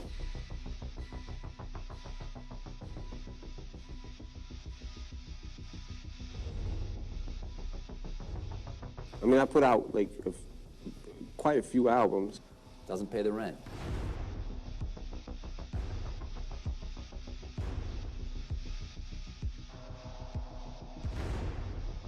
You can teach I'm me how to meditating rap. right now. Really? Yeah, because this is really weird.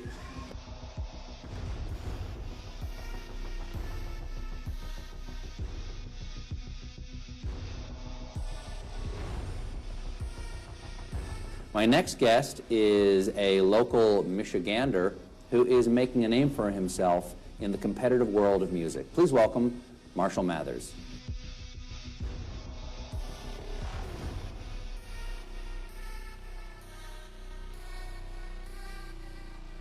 Have you thought about taking the hoodie down? Because you've got, you know, just as an entertainer, and I'm in the entertainment industry, you've got such a cute face. Why hide it underneath the hoodie?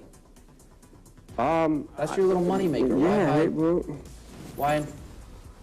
Nah, no, you should probably put the hoodie back. yeah, probably. Okay, cool.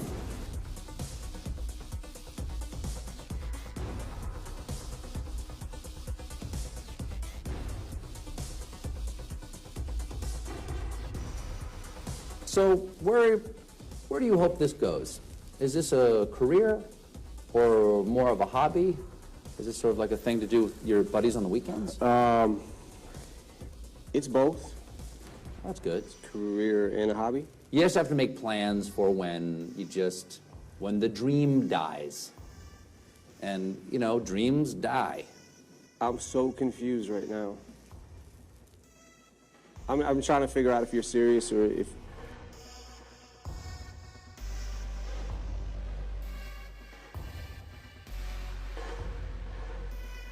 I understand this is probably important to you on a certain level, and you probably told your friends, I'm going to make it. I'm going to be the guy who doesn't give up. But there's a certain point you have to be humble and say, maybe it doesn't happen for Right. you. Maybe it doesn't happen for you, Marshall. You really don't know? I mean, I put out, like, quite a few albums. I'm sure that feels good. It does? It does. Well, good. Doesn't pay the rent. Like what? What would I mean? I mean, it sort of does. Pay the rent. It pays the rent? Yeah. Good. Mm-hmm. What have you done? What have you done? And Are I you apologize serious right now? And I I'm trying to apologize. figure out if you're serious right now. I want to know who you are. I just don't know who you are. That's fine. Okay, good. You seem pretty mad. I'm not mad at all. Not mad at all. To go there and get an evaluation. So I've asked these gentlemen to join us today because I've made arrangements for him to go there and get an evaluation and see where he is and see if he can learn something about himself to determine whether this is a distortion, a confusion, a delusion, or whatever, and if so, can it be worked out? And he may go there and say, nope, I've examined it and I am completely comfortable with who and where I am, and that's just what I'm going to do in my life, and then you'll know. And so my question is, are you willing to go and be evaluated and take a look at this? We would have to work scheduling. You don't have a job. I don't have a government job type deal, but I have a dog. Right. I'm the only one that could take care of my dog, so. If we arranged to kennel your dog, that would be all right, wouldn't it? No. Yeah, Mika wouldn't do good in a kennel, No. but I am willing to, but there would have to be some sort of scheduling. I would have to talk to my parents. Like, there's a lot of logistics. Okay. Ronaldo, are you still there? I'm still here. You would support this, would you not? I would support that. The problem I'd be running into is it seems like everybody has a dog and everybody wants to put it over here.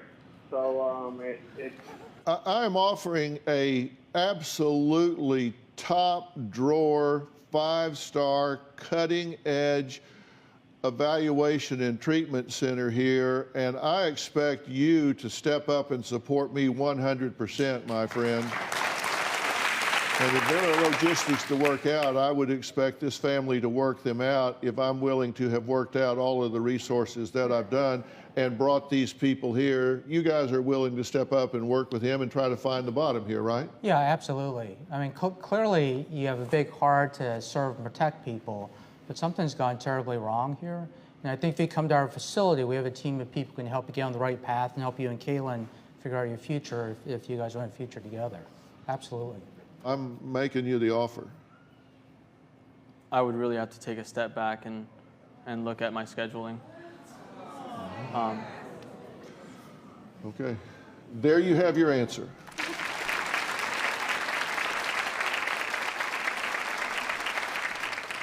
for 11 years, he's told me he doesn't want to get married and he doesn't want to have kids. And, you know, I thought that this whole transition to Batman was kind of odd timing with our engagement. I was just kind of hoping that they weren't related.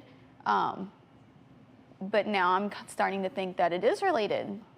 My theory is hiding, right?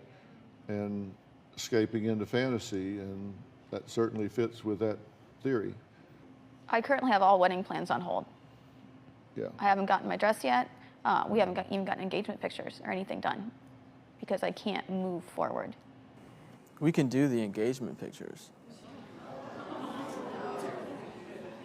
Robin has a sign, a little sign by her computer that says, if you hesitate, don't pick me. Right. I'm not hesitating at all.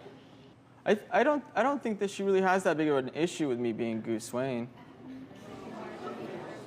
Do you support him going and being evaluated and finding out what's going on with him here? I mean, I do and I don't. I really don't think that he's sick. I think this is him trying to be a bum. I think this is... I'm not sick and I'm not a bum. I have to do all the grocery shopping while he sits in the car because he can't come in like that. When he needs beer, I go get his beer. Whenever he needs anything, I am the one to do it. I get a lot of my own beer too.